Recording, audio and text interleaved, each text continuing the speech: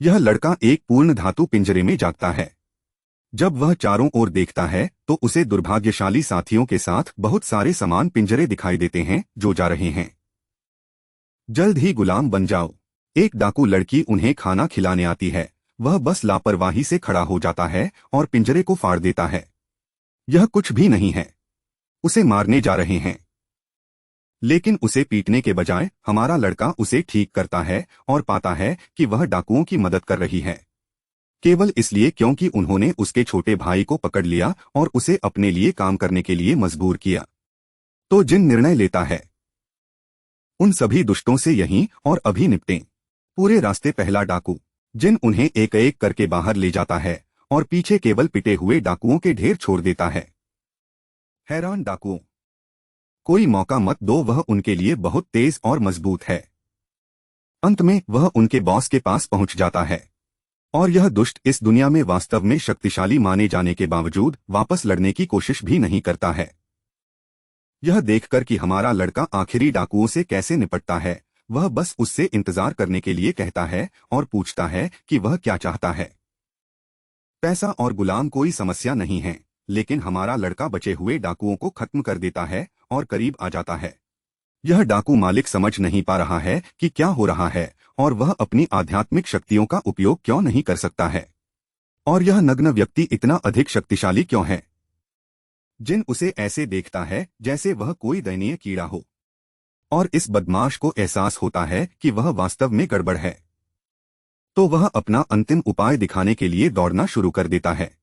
एक राक्षस के साथ एक पिंजरा, और डाकू मालिक को यकीन है कि हमारा लड़का अब खाना बना चुका है। आगे जिन आसानी से उसके हमले को रोकता है।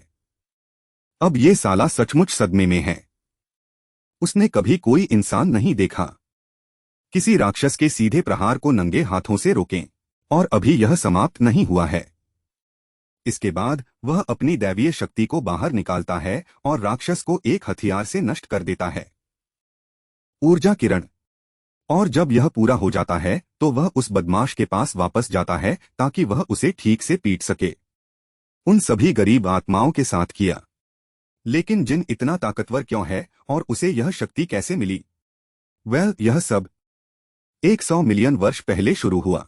दुनिया भर में संपूर्ण मानव आबादी। इस विपत्ति का बीज तब फूटा जब एक रहस्यमयी वायरस ने जन्म लिया। जानवरों में परिवर्तन करना शुरू किया, उन्हें अलौकिक रूप से भयानक राक्षसों में बदल दिया, जिन्हें बाद में नाम दिया गया भ्रष्टाचारी। कुछ ही वर्षों में इसका प्रकोप इतनी तेजी से फैल गया कि मानवता का 99% नुकसान हो गया। इसकी जनसंख्या विनाश के लिए अग्रिम पंक्ति में रहें और जवाबी कार्रवाई करें।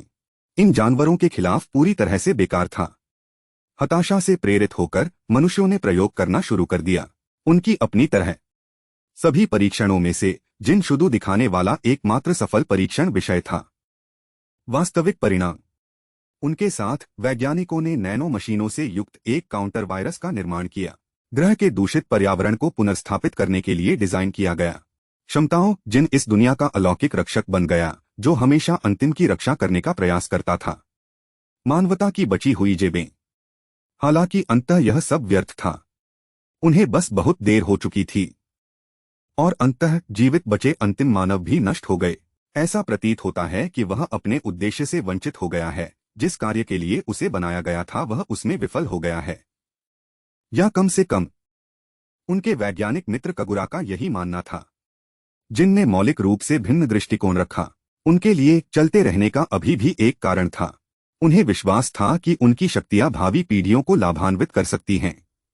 वह पर्यावरण से भ्रष्टाचारियों के प्रभाव को खत्म करने के लिए पहले से ही कड़ी मेहनत कर रहे थे। वह इस बात को लेकर आशावादी थे। अर्थ अंततः बहाल हो जाएगा, और वह उस दिन का इंतजार करने को तैयार था। कगुरा ने उसे आने वाली सदियों तक जीवित रखने के लिए डिजाइन किए गए हाइबरनेशन कैप्सूल के अंदर रखा। जबकि जिन ठहराव में शांति से सोया, राक्षसों ने ग्रह को तबाह करना जारी रखा। फिर भी जैसे जैसे दशक बदलते गए, सदियों में और सदियां मिलेनिया में धुंधली हो गईं, वैश्विक वातावरण में बदलाव अंततः शुरू हुआ। चरघातांकीय रूप से संयोजित करना। वे असाधारण रूप से उत्परिवर्तित जीव धीरे धीरे खराब होने लगे। नई प्रजातियों के पनपने का रास्ता बनाना। विकास का यह चक्र 100 मिलियन वर्षों तक चलता रहा। अंततः हमें एक ऐसे दृश्य में ले आया जहां नव विकसित मानव सदृश प्राणियों की तिकड़ी हताश है। एक भयानक राक्षस से आगे निकलने की कोशिश कर रहा हूं। छिपने के लिए जल्दी से अंदर घुस जाओ। उनके बाद प्राणी के लिए एक तृप्त रात्रि भोज। अंतिम हताशा भरी गुहार में समूह की लड़की चिल्लाती है। मदद के लिए गांव के संरक्षक देवता से उन्हें बचाने के लिए प्रार्थना कर रहे हैं, जिससे हमारा लड़का जाग गया, जो उनके ठीक पीछे कैप्सूल में सो रहा था। 100 मिलियन वर्ष प्राचीन मानव ने एक ऊर्जा किरण छोड़ी, जिससे राक्षस मौके पर ही ढेर हो गया। भ्रमित तिकड़ी को पता ही नहीं चलता कि आखिर हुआ क्या है, और स्थिति और भी खराब हो जाती है जब एक नंगा आदमी कहीं से बाहर आता है। उनके कपड़े, जो उनके मित्र कगुरा द्वारा विकसित एक अविनाशी लॉक बॉक्स में बड़े करीने से संरक्षित हैं। लैब की प्राचीन प्रणालियों को बूट करने के बाद उसे पता चला कि उसने मूल रूप से 100 मिलियन की गति से दौड़ लगाई है। भविष्य में वर्षों, हालांकि युगों के बीतने से अधिकांश डेटा दूषित हो गया है। यह एक है।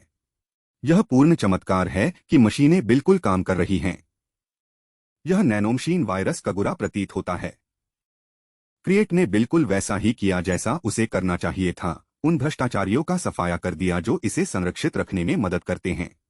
सुविधा, उसे अपने पुराने दोस्त द्वारा छोड़ा गया एक संचार क्यूब भी मिलता है, हालांकि इसकी सामग्री अभी के लिए एक रहस्य बना हुआ है। मर्दानगी बस हवा में झूल रही है, यह महसूस करते हुए कि बाफ में सचमुच बच्चे उसे घूर रहे हैं। वह जल्दी से तैयार हो जाता है, उसी ताजा रूप को पुनः प्राप्त करता है जो उसने लाखों साल पहले देखा था। थोड़ी देर बाद वह तीनों के साथ सुविधा से बाहर निकल जाता है, लेकिन तुरंत ही वह अंधा हो जाता है। क्षितिज के ऊपर चमकता हुआ तीव्र सूर्य, उसके सामने का दृश्य किसी भव्यता से कम नहीं है। वह सर्वनाशकारी बंजर भूमि से बिल्कुल विपरीत है। एक बार पता था, अभिभावक देव उनका अनुसरण करें। वास्तव में वह किस प्रकार की प्रजातियों से निपट रहा है। आखिरकार मानवता को तकनीकी रूप से जीवाश्म होना चाहिए। अब तक ईंधन विकास का नैनोमशीनों के निरंतर हस्तक्षेप के साथ मिश्रित ठीक वही भाषा बोल रहे हैं जो युगों पहले मनुष्यों द्वारा उपयोग की जाती थी, जिसका अर्थ यह है कि वे उसी भाषा से अलग हो गए थे। बिल्कुल वही जड़। बदले में गुंडों वाली लड़की अपना परिचय हकमा फिल के रूप में देती है। कोआला दिखने वाला लड़का है डैन पो, और उसके बगल में बिल्ली लड़की शैंडी है। हाकामा ने बाकी खुशियों को बचाने का फैसला किया, बाद के लिए, और जिन को अपने साथ घसीटना शुरू कर देती है, यह समझाते हुए कि उसका गांव कोने के आसपास ही है। वह है। वे अपने नए अभिभावक देवता को घर लाने के लिए अविश्वसनीय रूप से बेताब हैं ताकि वह धारा से बच सकें। आक्रमणकारी दुख की बात है कि जब तक वे पहुंचे, गांव पर पहले ही छापा मारा जा चुका था और उसे तबाह कर दिया गया था। कई बस्तियां पूरी तरह आग की चपेट में आ गईं। भयावह दृश्य देखकर वह आगे बढ़ती है और अपनी मां को ढूंढने के लिए घबरा जाती है। जैसे ही वे क्षति का सर्वेक्षण करते हैं, जिनको उनकी गंभीर स्थिति पर विचार करने के लिए एक क्षण लगता है। शहर की किलेबंदी है। यह विवरण अकेले ही यह स्पष्ट रूप से स्पष्ट कर देता है कि यह नई सभ्यता तकनीकी रूप से बहुत आगे है। मानव युग के पीछे वह याद करता है। गांव में गहराई से प्रवेश करते हुए जिनने एक महिला को सक्रिय रूप से देखा। एक विचित्र राक्षस से लड़ना। उसे यह समझने में देर नहीं लगती कि वह जिस प्राणी का सामना कर रही है वह बिल्कुल वैसा ही दिखता है। लाखों वर्ष पहले के भ्रष्टाचारी। बात यहाँ नन्ही हकमा जाहिरा तौर पर किसी प्रकार की जादुई तकनीक जानती है जो उसे शारीरिक रूप से चमका देती है। आखिरकार उसका हस्तक्षेप अनावश्यक साबित होता है। एक विनाशकारी किक के साथ राक्षस से दिन के उजाले में रहना। उसने वृद्ध महिला को अपनी बाहों में घायल कर लिया और खतरे के क्षेत्र से बाहर निकल गया, जिससे लिटिल हकमा साफ हो गया। अंतिम झटका देने के लिए खोलना। एक जोरदार मुक्का मारता है, आधिकारिक तौर पर गिनती के लिए राक्षस को नीचे गिरा देता है। मृतकों का अवलोकन करना। प्राणी जिन उनके सिद्धांत की पुष्टि करता है। उनकी पौराणिक उपचार क्षमताओं के राक्षस। हालांकि वह यह नहीं समझता कि वह स्थानीय कैसे हैं। लड़की उन्हीं नैनो मशीनों को चलाने में सक्षम थी। उनका शिक्षित अनुमान यह है कि ये लोग चित्र बनाते हैं। नैनो मशीन कण सीधे वायुमंडल से आते हैं और उन्हें आक्रामक मंत्रों में प्रवाहित करते हैं। बहुत कुछ वह करता है। स्पष्ट बात यह है कि ऐतिहासिक रूप से केवल शुद्ध मनुष्य ही इसमें हेरफेर करने में सक्षम थे। तकनीकी। वह सीधे उस महिला के प्रति अपनी जिज्ञासा व्यक्त करता है जिसे उसने अभी अभी बचाया है, यह सोचकर कि क्या हर कोई अंदर है। इस युग में ऐसा जादू है। वह पूरी तरह से निश्चित नहीं है कि वह क्या हासिल कर रहा है, लेकिन वह इसे स्पष्ट करती है। केवल कुछ चुनिंदा लोग ही वास्तव में इस क्षमता का उपयोग कर सकते हैं। उनकी संस्कृति में ऐसा माना जाता है। दिव्य शक्तियों से संपन्न व्यक्तियों को ही इस जादू का उपयोग करने का विशेषाधिकार प्राप्त है। उनके विशिष्ट गांव में इस विशिष्टता को रखने वाले 4 से अधिक लोग नहीं हैं, जिनको इसे एक साथ जोड़ने के लिए बहुत अधिक सोचने की जरूरत नहीं है। नैनोमशीन हेरफेर को समझाने का शानदार तरीका। हकमा वृद्ध महिला के पास जाता है जो बाहर निकलती है। अपनी दादी बनने के लिए वह उत्सुकता से बाकी ग्रामीणों के बारे में पूछती है, केवल यह जानने के लिए कि उनके पास क्या है। पहले ही खाली करा लिया गया है। इस बात को लेकर बहुत चिंतित हूं कि बच्चे वहां से निकलने के बजाय खतरनाक गांव में क्यों लौट आए, के सिवाय प्रत्येक। आखिरकार जिस जानवर से उन्होंने लड़ाई की वह विशाल की तुलना में महज एक लार्वा था। वयस्क राक्षस वर्तमान में क्षेत्र को आतंकित कर रहा है। ध्यान दें, बुढ़िया को आश्वस्त करें कि चिंता की कोई बात नहीं है। वह विशाल आक्रमणकारी, उसने कहा, यह नवागंतुक आत्मविश्वास से दावा करता है कि वह अकेले ही इसका वध कर सकता है। युद्ध क्षेत्र में इन परिचित चेहरों को देखकर चौंक जाता है और तुरंत उस व्यक्ति से सवाल करता है। अन्य ग्रामीण आश्रय स्थल पर पहुंचे। जैसा कि यह पता चला है, इस नीले बालों वाले व्यक्ति के साथ आने वाला वृद्ध व्यक्ति वास्तव में है हकमा के पिता। लड़की ईमानदारी से स्वीकार करती है कि वह सीधे सीलबंद दरवाजे पर गई, दादी की पूरी इच्छा के अनुरूप। सदमा। स्थानीय किंवदंती के अनुसार उस दरवाजे से परे का क्षेत्र पूरी तरह से गांव के संरक्षक देवता का है। क्योंकि छोटे हकमा को राक्षस के आक्रमण से पूरी तरह से खतरा महसूस हुआ, वह सरलता से समझाती है। देवता से सहायता मांगने गया, और जैसा कि वह गर्व से बताती है, उनकी किंवदंतियों का शाब्दिक भगवान ठीक उसके बगल में खड़ा है। इस यादृच्छिक युवा लड़के को अपने दिव्य रक्षक के रूप में स्वीकार करने से इनकार कर दिया। दिखावट। वे मानते हैं कि हमारा लड़का एक निम्न प्रजाति का है, उसे देने का विचार बना रहे हैं। ऐसी पवित्र उपाधि सर्वथा हास्यास्पद है। अंदर आते ही नन्ही शैंडी अपने नीले बालों वाली लड़की को समझाने की कोशिश करती है। भाई, वह जिन असली सौदा है। दावे, विशेष रूप से सामान्य मानव कानों की ओर इशारा करते हुए। उनके समाज में जो कोई भी ऐसा नहीं करता है। विशिष्ट पशु लक्षण प्राप्त करने को निम्न प्राणी के रूप में वर्गीकृत किया गया है। उसकी छोटी बहन एक बड़ी भोली भाली गलतफहमी के तहत काम कर रही है। वह अपनी बात पर कायम है और गर्व से बता रही है कि इस आदमी ने उनका पीछा कर रहे आक्रमणकारी को आसानी से हरा दिया। प्रभावित हुए बिना उसका भाई यह कहते हुए पल्ला झाड़ लेता है कि वह एक आक्रमणकारी को मार गिरा सकता है। उतनी ही आसानी से उसका ध्यान हमारे नायक की ओर जाता है, जो पहले से ही इस सब से पूरी तरह से थका हुआ दिखता है। अनुचित बकवास। नीले बालों वाला योद्धा घुसपैठिए को धमकी देता है और उसे गांव छोड़ने के लिए कहता है, तुरंत, क्योंकि उनके पास निम्न रक्त वाले प्राणी को रखने के लिए कोई जगह नहीं है। ठीक पिछले जिन अभी भी अपना मुंह चला रहा है। वह अपने आप में इतनी पीड़ा से भरा हुआ है कि वह स्वेच्छा से लेता है। विशाल आक्रमणकारी को अकेले ही मारने के आत्मघाती कार्य पर। वैसे यह अभिमानी नीले बालों वाली है। सार्स नाम से जाना जाता है। दादी उस क्षण की लापरवाही से स्पष्ट रूप से व्यथित हो जाती है। निर्णय सार्स अभी लिया गया। फिर वह अपना ध्यान वापस जिन पर लगाती है। हालांकि वह अभी भी नहीं कर सकी। वह वास्तव में कौन है, इसके बारे में कम परवाह करती है। वह मानती है कि उसे व्यक्त न करना अविश्वसनीय रूप से असभ्य होगा। उसकी जान बचाने के लिए उसके प्रति सच्ची कृतज्ञता। उसके धन्यवाद के बाद वह एक अंतिम अनुग्रह मांगती है, बच्चों को आश्रय स्थल की सुरक्षा में वापस ले जाने में मदद करने के लिए, जबकि वह यह सुनिश्चित करने के लिए जाती है कि सार्स ऐसा न करे। अहंकार के कारण उसने अपनी जान दे दी। आश्चर्य की बात नहीं है कि हमारा लड़का आज्ञा मानने से साफ इनकार कर देता है। उन्होंने सीधे तौर पर उनके गौरव पर सवाल उठाया और वह निश्चित रूप से वहां खड़े रहकर उन्हें ऐसा करने नहीं देंगे। इसे सब कुछ रौन दो। उसने फैसला किया कि वह यह सुनिश्चित करेगा कि उन्हें एहसास हो कि वह कोई बेकार नहीं है। दर्शक और वह निश्चित रूप से एक निम्न प्रजाति का नहीं है।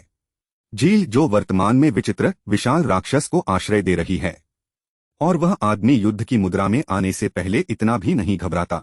शरीर पर तेज गड़गड़ाहट की गड़गड़ाहट के साथ वह जानवर की ओर बिजली की तेज गति से दौड़ता है।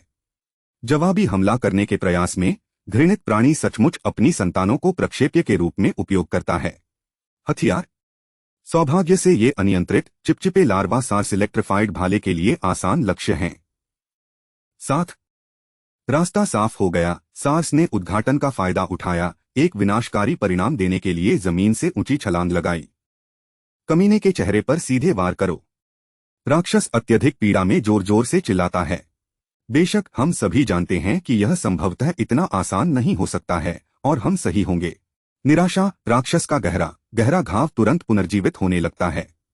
नीले बालों वाले योद्धा को पंगु बना देता है, जिससे उसे घातक जवाबी हमले के लिए खुला छोड़ दिया जाता है। उसके पास समय नहीं होता है। छकाना। लेकिन बिल्कुल जैसी की उम्मीद थी, जिन आखिरी सेकंड में हस्तक्षेप करता है और बड़े पैमाने पर आसानी से रोक देता है। ऐसे प्रहार करो जैसे यह कोई बड़ी बात नहीं है। रियलिटी चेक और शो अभी शुरू हो रहा है, पिछली ताकत से दोगुने के साथ। हालांकि मेरा आदमी प्राणी को झूलने का अवसर भी नहीं देता है। अपनी अंगुलियों के एक साधारण झटके से जिन राक्षस के मांस में एक साफ छेद कर देता है। अहंकारी व्यक्ति केवल शानदार प्रदर्शन और स्तब्ध चुप्पी ही देख सकता है। इसके तुरंत बाद बाकी समूह का एक सदस्य पानी के किनारे की ओर दौड़ता हुआ आता है। अभी उनकी सांसें भी पूरी नहीं हुई हैं। इससे पहले कि उनके जबड़े फिर से फर्श पर टकराते, पागल दौड़ से हमारे लड़के को रोकते हुए देखते। एक ही हाथ से विशाल राक्षस, क्योंकि राक्षस अपार बल लगाने की कोशिश करता रहता है। जिन सचमुच आदान प्रदान से उगने लगता है। चीजों को असप तक समेटने का निर्णय लेना। वह सार्स को कमर से पकड़ लेता है और रास्ते से हट जाता है। हम विशाल राक्षस को जिन्स ऊर्जा द्वारा पूरी तरह से छेदते हुए देखते हैं।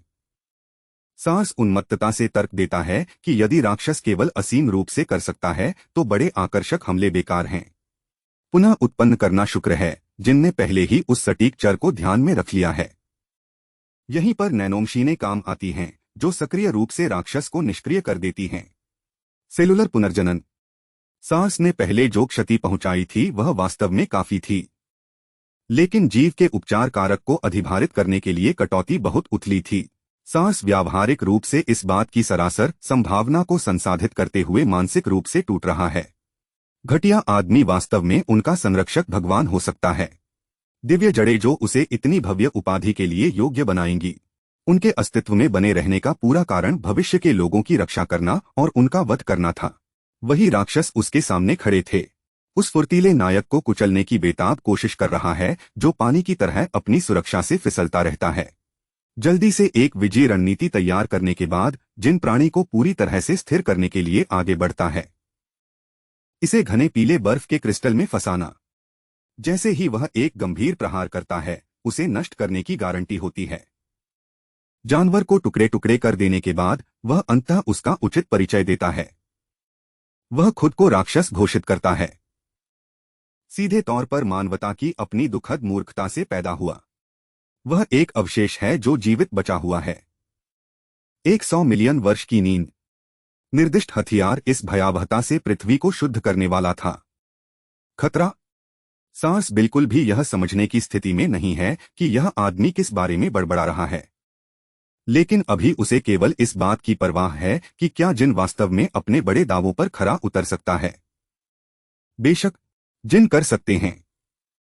आखिरकार वह अनगिनत क्रूर दुखद प्रयोगों की शाब्दिक परिणति है, एक हथियार है। कल्पना से परे तैयार, मानवता के रक्तरंजित इतिहास से जन्मा। वह पहला है, आखिरी है, और इस दुनिया में एकमात्र सच्चा इंसान बचा है। एक ऊर्जा हमला इतना तीव्र है कि यह तुरंत राक्षस को भस्म कर देता है। किरण है इतना अथाह शक्तिशाली कि यह सीधे अर्थ वातावरण में प्रवेश करता है और निर्वात को भेदता है। जगह की कमी, कमीने के दोबारा पनपने की शून्य संभावना की गारंटी। मृत और धूल धूसरित सार्स पूरी तरह से बोलने की इच्छा खो देता है, केवल उसके बढ़े हुए अहंकार के कारण। उसके चेहरे पर पूरी तरह से वापस धकेल दिया गया। झाड़ियों से अपने लड़के पर बहुत कड़ी नजर रख रहे हैं। इस रहस्यमय महिला को मूल रूप से भेजा गया था केवल झील पर रिपोर्ट किए गए नए प्रकार के आक्रमणकारी का सर्वेक्षण करने के लिए। उसे निश्चित रूप से एहसास नहीं था कि वह ऐसा करेगी। एक बिल्कुल अलग तरह के राक्षस को क्रियान्वित होते देखने का सौभाग्य प्राप्त करें। यहाँ तक कि शाही राजधानी में पवित्र शूरवीरों के कुलीन शीर्ष अधिकारी भी अकेले जाने की हिम्मत नहीं करेंगे। इतने बड़े खतरे के खिलाफ केक का जासूस को इतना प्रचारित किया जाता है कि वह सचमुच अपनी हर बात बताने का उत्साह नहीं रोक पाती। अभी अभी अपने समूह में वापस आकर गवाही दी। होलोग्राफिक संदेश उसके मित्र कगुरा ने उसके लिए छोड़ा, यह स्वीकार करते हुए कि जब तक जिन ने वास्तव में इसे देखा तब तक लाखों वर्ष बीत चुके होंगे। समय की इस भारी छलांग के कारण कगुरा सख्त तौर पर आश्चर्यचकित है कि अर्थ का भविष्य कैसा होगा और क्या ग्रह का पर्यावरण वास्तव में ठीक हो गया है। वह तुरंत ही बुरी खबर दे देता है। दुष्ट भ्रष्टाचारी वास्तव में कभी भी विलुप्त नहीं होंगे, भले ही दुनिया खुद ही ठीक हो जाए। और ईमानदारी से कहूं तो यह तथ्य पहले से ही स्पष्ट है, क्योंकि जिन ने वस्तुतः अभी अभी एक लड़ाई समाप्त की है। कगुरा से पता चलता है कि जब जिन गहरी शीत निद्रा में था तो वह समय समय पर स्वयं ठंडी नींद में प्रवेश करता था, सिर्फ दुनिया भर में हो रहे क्रमिक परिवर्तनों का निरीक्षण करने के लिए। भ्रष्टाचारियों की कुल संख्या लगातार कम हो रही थी। दुर्भाग्य से जैसे जैसे पारिस्थितिकी तंत्र बदला, इसके ठीक साथ ही भ्रष्टाचारियों का विकास शुरू हुआ। यह अनुकूलन दुनिया के लिए एक स्पष्ट संकेत था। वह कभी भी इस खतरे से पूरी तरह छुटकारा नहीं पा सकेगा। इसका मुकाबला करने के लिए कगुरा इसे समझाता है। उन्होंने जानबूझकर नए उभरते जीवन रूपों को आनुवंशिक रूप से संपादित किया, जिससे उन्हें विरोध करने की क्षमता मिली। भ्रष्टाचारियों का शिकार बनने के बजाय उसके शीर्ष पर कगुरा से पता चलता है कि वह पीछे छूट गया है। विशेष रूप से हमारे लड़के के लिए एक विशाल शक्ति। हाँ, चमकते हरे रंग से भरी वह अशुभ सिरिंज। तरल बिल्कुल वही है जिसे जिनको सीधे उसकी नसों में इंजेक्ट करने की आवश्यकता होती है। तुरंत रहस्यमय ऊर्जा के साथ चटकने और विकीर्ण होने लगता है। उसने जो सीरम अभी लिया उससे उसे 100% अनुदान मिलता है। नैनो मशीनों के साथ अनुकूलता।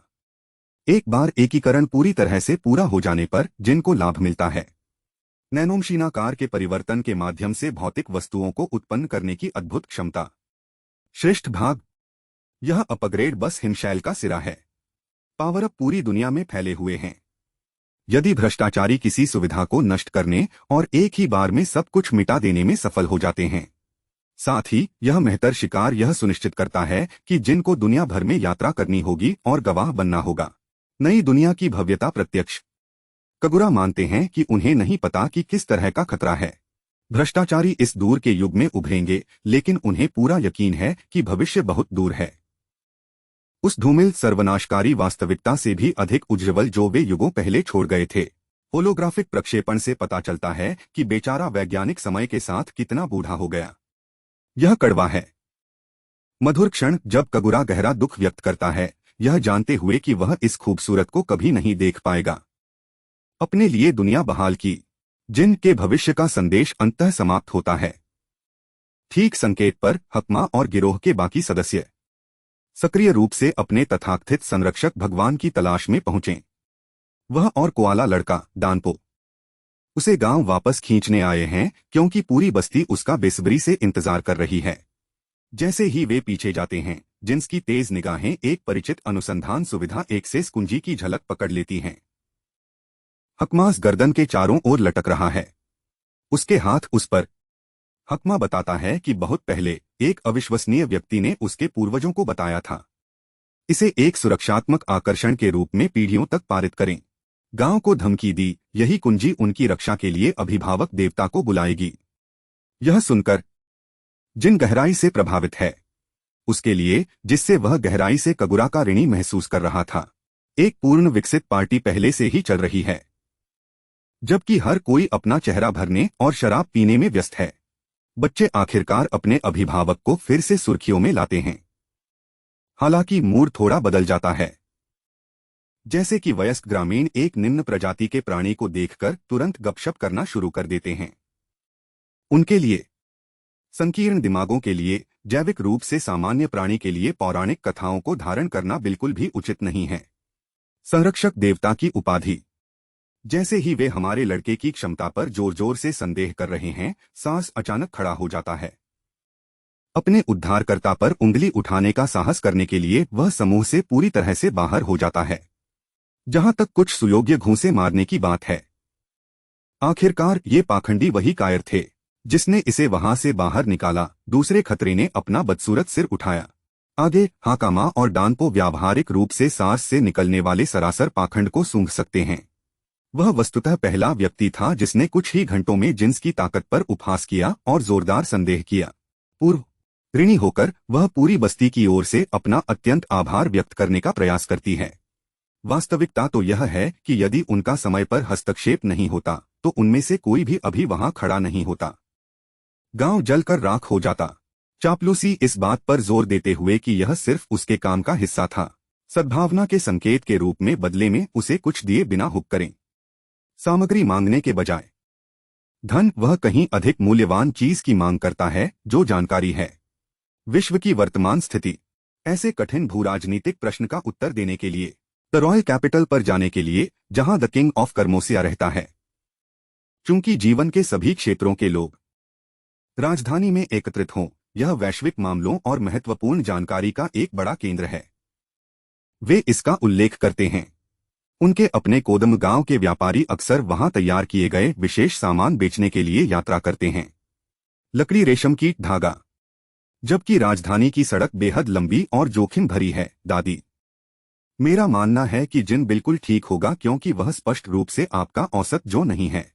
उसका आधिकारिक मार्गदर्शक होने के नाते उसने जिन को सुझाव दिया कि वह उसे अपने साथ ले जाए, क्योंकि वह पहले से ही योजना बना रही थी। वैसे भी रॉयल कैपिटल पर जाए, क्योंकि हाकामा उन कुछ दुर्लभ लोगों में से एक है जो दैवीय शक्तियों का उपयोग कर सकते हैं। वह जादू उपयोगकर्ताओं को प्रशिक्षण देने के लिए समर्पित प्रतिष्ठित अकादमी में दाखिला लेना चाहती है। जिन वास्तव में है। यह जानकर आश्चर्य हुआ कि इस युग में भी औपचारिक शैक्षणिक संस्थान मौजूद हैं। अचानक यह बन जाता है। यह स्पष्ट है कि हमारे लड़के ने अपने आप को एक बहुत जोरदार, बहुत वफादार प्रशंसक सास उत्साहपूर्वक अर्जित किया है। यात्रा पर गार्डियन गॉड्स निजी अंगरक्षक के रूप में कार्य करने के लिए स्वयंसेवक। बुढ़िया जल्दी से उसे गोली मार देता है, यह याद दिलाते हुए कि उसके पास सचमुच राजधानी का दौरा करने का कोई कारण नहीं है। तथापि सास जोर जोर से दावा करता है कि उसके पास बिल्कुल कोई कारण है। आदेश देना। सास बुनियादी अकादमी में स्वीकृत होने का प्रबंधन भी नहीं कर सका, इसलिए विशिष्ट रात्रि क्रम में शामिल हो गया। एक बहुत बड़ा लंबा शॉट है। यह जिन को सतर्क कर देता है। जिन ने मान लिया कि वह व्यक्ति प्रवेश प्रक्रिया को आसानी से पूरा कर लेगा। पकड़ने के बारे में एक अनिवार्य लिखित परीक्षा विशेष रूप से बेवकूफों को छांटने के लिए डिजाइन की गई है। होली नाइट्स के नाम से जाने जाने वाले इस विशिष्ट वर्ग के बारे में उत्सुकता बढ़ती जा रही है। दृश्य गांव से दूर एक भारी बख्तरबंद रात में परिवर्तित हो जाता है। वह स्पष्ट रूप से स्तब्ध है। जाने की कोदम गांव क्षेत्र को आतंकित करने वाले विशाल आक्रमणकारी को पहले ही पूरी तरह से नष्ट कर दिया गया है। यह विशाल बम विस्फोट करने वाला बिल्कुल वही जासूस लड़की है जो यह सब देख रही थी। झाड़ियों से झील की लड़ाई बिना किसी हिचकिचाहट के उसकी कहानी की दृढ़ता से पुष्टि करता है। द होली नाइट एक निरपेक्ष है। अविश्वास आज तक उन्होंने कभी सोचा भी नहीं होगा कि उनके कुलीन वर्ग से बाहर कोई होगा। उस क्षमता के एक राक्षस को अकेला करने की कच्ची क्षमता थी।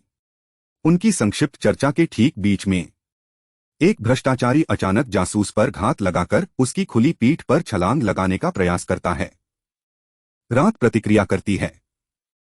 अंधी गति से अपनी तलवार खींची और राक्षस को 2 टुकड़ों में साफ कर दिया। पीछे हटने की बजाय राज्य की सुरक्षा के लिए रात एक साहसिक निर्णय लेती है।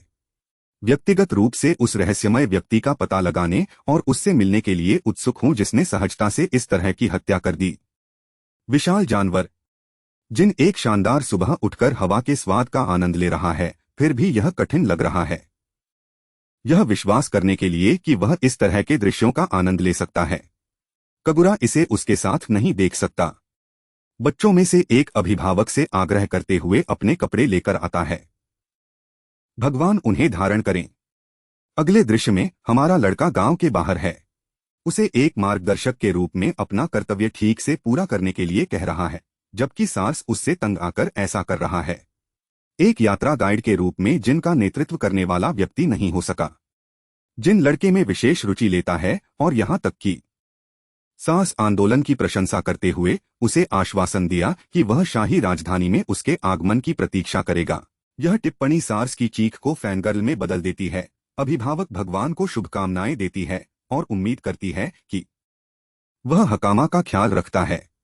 उनके जाने से शुरू होता है भव्य और मनोरम दृश्य। हकामा उसे चारों ओर दिखाता है, अंतः शिविर स्थापित करने तक, जिन उसके बारे में पूछता है राजधानी कितनी दूर है, लेकिन वह वास्तव में उसके पक्ष के बारे में जानने को उत्सुक है और वह दुनिया की खोज में क्यों लगा हुआ है। साझा करने से इनकार। वह उससे कहता है कि यह एक रहस्य है। कगुरास ढीले विवरण के आधार पर, और उसे इस युग में कुछ का सामना भी करना पड़ा। उनका सामान्य प्रजनन की दर केवल नष्ट और प्रदूषित वातावरण में होती है, जो इसके बिल्कुल विपरीत है। स्थान, जिसका अर्थ है कि कोई चीज या कोई व्यक्ति पर्दे के पीछे बदलाव ला रहा है, जो होना जरूरी है की जांच की विचार करने के लिए उससे माफी मांगता है। जिन एक बात समझता है, यह युग पूरी तरह से हावी नहीं है। भ्रष्टाचारी प्राणी। इस युग के लोग फिर भ्रष्टाचारियों से निपटते हैं। इसे व्यक्तिगत रूप से अपने खाली समय में कर सकते हैं। इसके अलावा ब्रो तत्काल परिवर्तन चाहता है और हकामा का अनुरोध करता है, उसे संरक्षक देवता कहना बंद करो, बस उसे जिन कहें। घोड़े के सरपट दौड़ने की आवाज दोनों का ध्यान खींचती है। एक पवित्र रात आई है। आर्डुओ के साथ कुछ पल बिताने का आग्रह करते हुए अपनी टीम के साथ पहुंचे। यह लड़का आपके औसत जैसा दिखता है। आकर्षक राजकुमार, जिनको छोड़कर कोई परवाह नहीं करता है और वैसे भी उसकी पहचान के बारे में पूछता है। होली से जय जयकार। नाइट ऑर्डर 7वें डिवीजन का कप्तान खुद को आर्गस अल्टन घोषित करता है। रात अभी भी अरबोई के लिए नई है, जो आश्चर्य करता है कि क्या ये ग्रामीणों के दिलचस्प प्राणी हैं।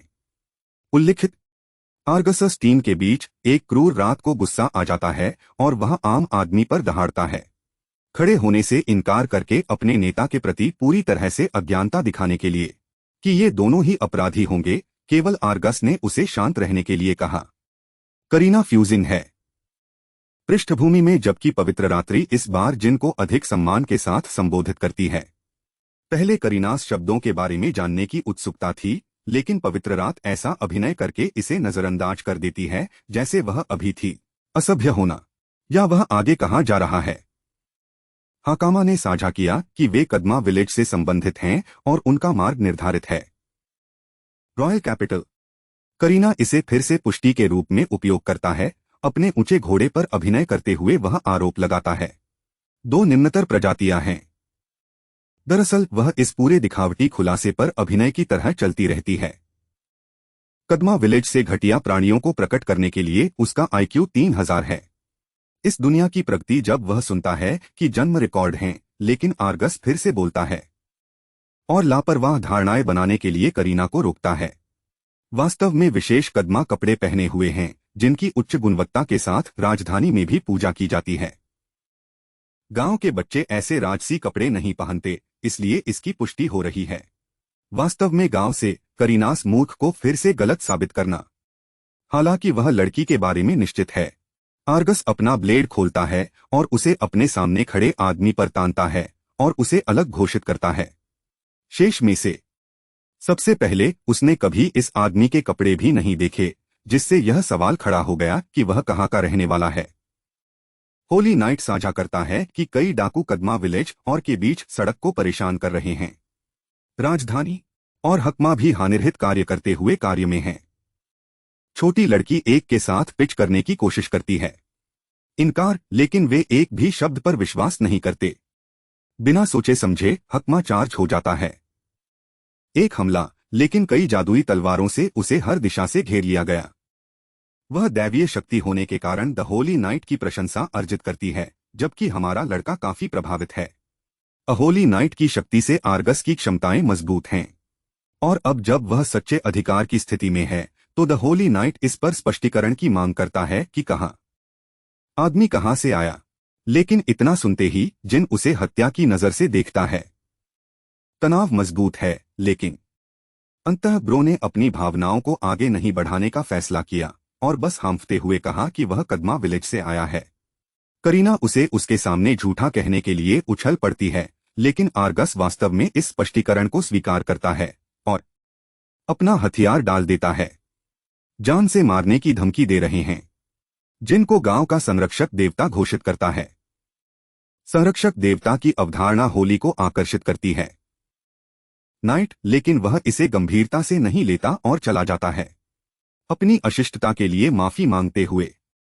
आर्गस वास्तव में यह सब अपने काम के हिस्से के रूप में कर रहा था। कप्तान समझता है कि वे भविष्य में शाही राजधानी में एक दूसरे से मिलेंगे। वास्तव में वह पेशकश भी करता है, अगर वे किसी मुसीबत में फंस जाएं तो उन्हें उसे ढूंढने का मौका मिलेगा। ऐसा कहकर वह उसे लेने के लिए दौड़ पड़ता है। चले जाओ, शर्मिंदा कर रहे हो करीना, जो किसी कारण से कुछ गंभीर बकवास करना चाहता था, नाटक के लिए इस कुतिया की मानसिक आवश्यकता से भ्रमित। अगले दृश्य में हम टीम को मार्ग में देखते हैं।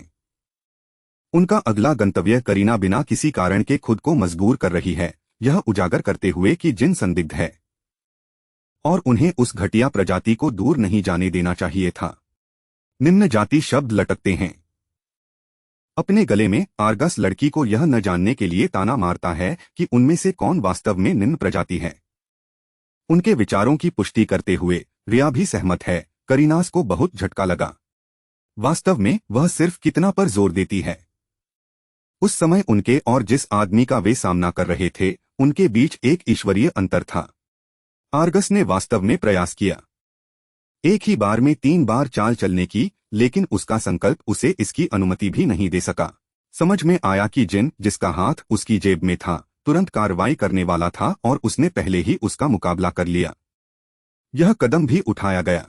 नायक बिजली भी सक्रिय नहीं हुई, जिससे करीना भयभीत हो गया। आसानी से उसे घेर लिया गया, वह उस पर काम भी नहीं कर सका। रिया ने भी ऐसा ही करने की कोशिश की, लेकिन असफल रही। इसका अर्थ यह है कि उनकी ताकत और एक राक्षस के बीच अंतर का एक अलग स्तर है। जिनकी तरह रात के क्रम में सबसे अच्छा, उस समय वे उनसे भी आगे थे। प्रिंस चार्मिंग इस बात पर जोर देते हैं कि वे अभी अभी एक राक्षस से मिले हैं, बाकियों से अलग एक विसंगति, और यह ठीक है अगर करीना ने कोई गलती की है क्योंकि वह इसके लिए नई है। उनकी इकाई वही लड़का। करीना सोचता है कि स्थिति खतरनाक है, लेकिन उसका कप्तान बुद्धिमान है और विश्वास करता है। किसी ऐसे व्यक्ति पर हमला करना खतरनाक है जिसके बारे में कोई जानकारी न हो। उनका यह भी मानना है कि जिन निष्क्रिय होने के कारण काफी शांत है और अभी उनका लक्ष्य शाही राजधानी में लौटना है, क्योंकि उनकी भागीदारी अब आवश्यक नहीं है। अंतिम बात जो वे बात करते हैं वह डाकुओं की स्थिति के बारे में गिल्ड को सूचित करना है, और आर्गसस विचारों में उन्हें कदमा विलेज के इस संरक्षक देवता चरित्र से अलग कर दिया गया है। यदि वह व्यक्ति उनका सहयोगी बन सके तो वह उन अनेक समस्याओं का समाधान कर सकता है जिनसे उनका देश जूझ रहा है। अगले दृश्य में हमारा लड़का हकमा के साथ फिर से सड़क पर है और उल्लेख कर रहा है कि कैसे पिछले दिन उनका सामना किसी दिलचस्प व्यक्ति से हुआ। उन्हें आश्चर्य होता है कि क्या सभी पवित्र शूरवीर उतने ही मजबूत हैं जिनसे वे मिले थे, लेकिन हकमा स्पष्ट करता है कि आर्गस असाधारण था। शूरवीरों के क्रम में भी केवल सर्वश्रेष्ठ में से सर्वश्रेष्ठ को ही उनके नेता बनने के लिए पवित्र शूरवीरों के रूप में सम्मानित किया जाता है। आर्गस अपनी लीग में शीर्ष पर है। वह यह भी बताती है कि पिछले दिनों उसकी स्पिरिट आर्ट सक्रियता कितनी तेज थी, एक ऐसा शब्द जिससे हमारा लड़का अपरिचित है। जाहिर तौर पर वर्तमान युग में आत्माओं की शक्तियों को उधार लेना दैवीय शक्ति कहा जाता है, और ऐसी शक्ति को विकसित करने के लिए उपयोग की जाने वाली तकनीकें मूल रूप से आत्मा विधि या आत्मा कलाएं हैं। दूसरे शब्दों में कगुरा और जिन्स नैनो मशीनों के साथ मूल रूप से आत्माओं की तरह व्यवहार किया जा रहा है जो उनकी समझ से परे है। वह जानता है कि वे वर्तमान युग के लिए वास्तव में कुछ गड़बड़ कल्पना की तरह लग रहे होंगे, लेकिन वह मदद नहीं कर सकता है और कमतर प्राणियों के बारे में उग्र भावनाओं को याद कर सकता है। जिन इस शब्द में उसकी रुचि जगाता है और उसे पता चलता है कि वर्तमान युग में लोगों की कई अलग अलग नस्लें हैं। वहाँ कीड़े और मछलियाँ जैसे दिखने वाले भी होते हैं, और उसकी दादी के शब्दों के आधार पर एक निश्चित जाति अकेले पानी या विशिष्ट क्षेत्रों में भी रह सकती है। समय के साथ इसमें बदलाव आया क्योंकि जीव पर्यावरण के अनुकूल ढलने के लिए विकसित हुए। यह पंक्ति जिन के लिए आकर्षक है, जो तुरंत प्रतिबिंबित करती है कि इसका मतलब है कि मानवता के कुछ बचे हुए लोग 100 मिलियन साल बाद विकास चक्र को शुरू करने का कारण रहे होंगे। वह इस भव्य धारणा के बारे में ज्यादा सोचना नहीं चाहता। इसके बजाय जिनका अनुमान है कि जिन लोगों ने पर्यावरण में बदलाव नहीं किया और अनुकूलन नहीं किया, वे मूल रूप से पशुधन बन गए, जिन्हें उन्होंने निम्न प्रजाति कहा। चूंकि वे अनुकूलन नहीं कर सकते, इसलिए उन्हें निचले स्तर के पोषक और कमजोर के रूप में देखा जाता है। भले ही उनका समाज उनके साथ किसी के झुंड की तरह व्यवहार करता है, उन्हें गुलामों के रूप में बेचता है। इस युग में मौजूद गुलामी की अवधारणा हमारे लड़के को परेशान करती है, लेकिन हाकामा अपनी राय में दृढ़ है। वह स्पष्ट रूप से कहती है कि उनके और निम्न प्राणियों के बीच शायद ही कोई अंतर है। वह समझ नहीं पाती कि लोग दूसरों के साथ उपेक्षा का व्यवहार क्यों करते हैं, सिर्फ इसलिए कि कोई उनसे अलग है। हर व्यक्ति अपने तरीके से अजीब है और उसकी ऐसी बातें सुनकर जिन छोटी लड़की के चरित्र से प्रभावित हो जाता है। जब वे बात कर रहे होते हैं, तभी कोई उनके सामने आता है जो हृष्ट-पुष्ट और निराश दिखता है। यह बच्चा सड़क पर गिर जाता है और उनसे मदद की भीख मांगता है क्योंकि हाकामा उसकी तरफ दौड़ता है। जिन ने बच्चे को करीब से देखा, यह महसूस करते हुए कि इसमें वर्षों के आधार पर कोई पशुवत विशेषताएं नहीं हैं, जिसका अर्थ है कि यह किसी प्रकार का मानव है। बच्चा गर्दन से पैर तक चोटों से भरा हुआ है। किसी आकस्मिक घटना के लिए ये चोटें सामान्य नहीं हैं। हाकामा लड़की को उठाने की पूरी कोशिश करता है, जबकि जिन उस व्यक्ति को ठीक करने में मदद करने के लिए अपनी शक्तियों को सक्रिय करता है।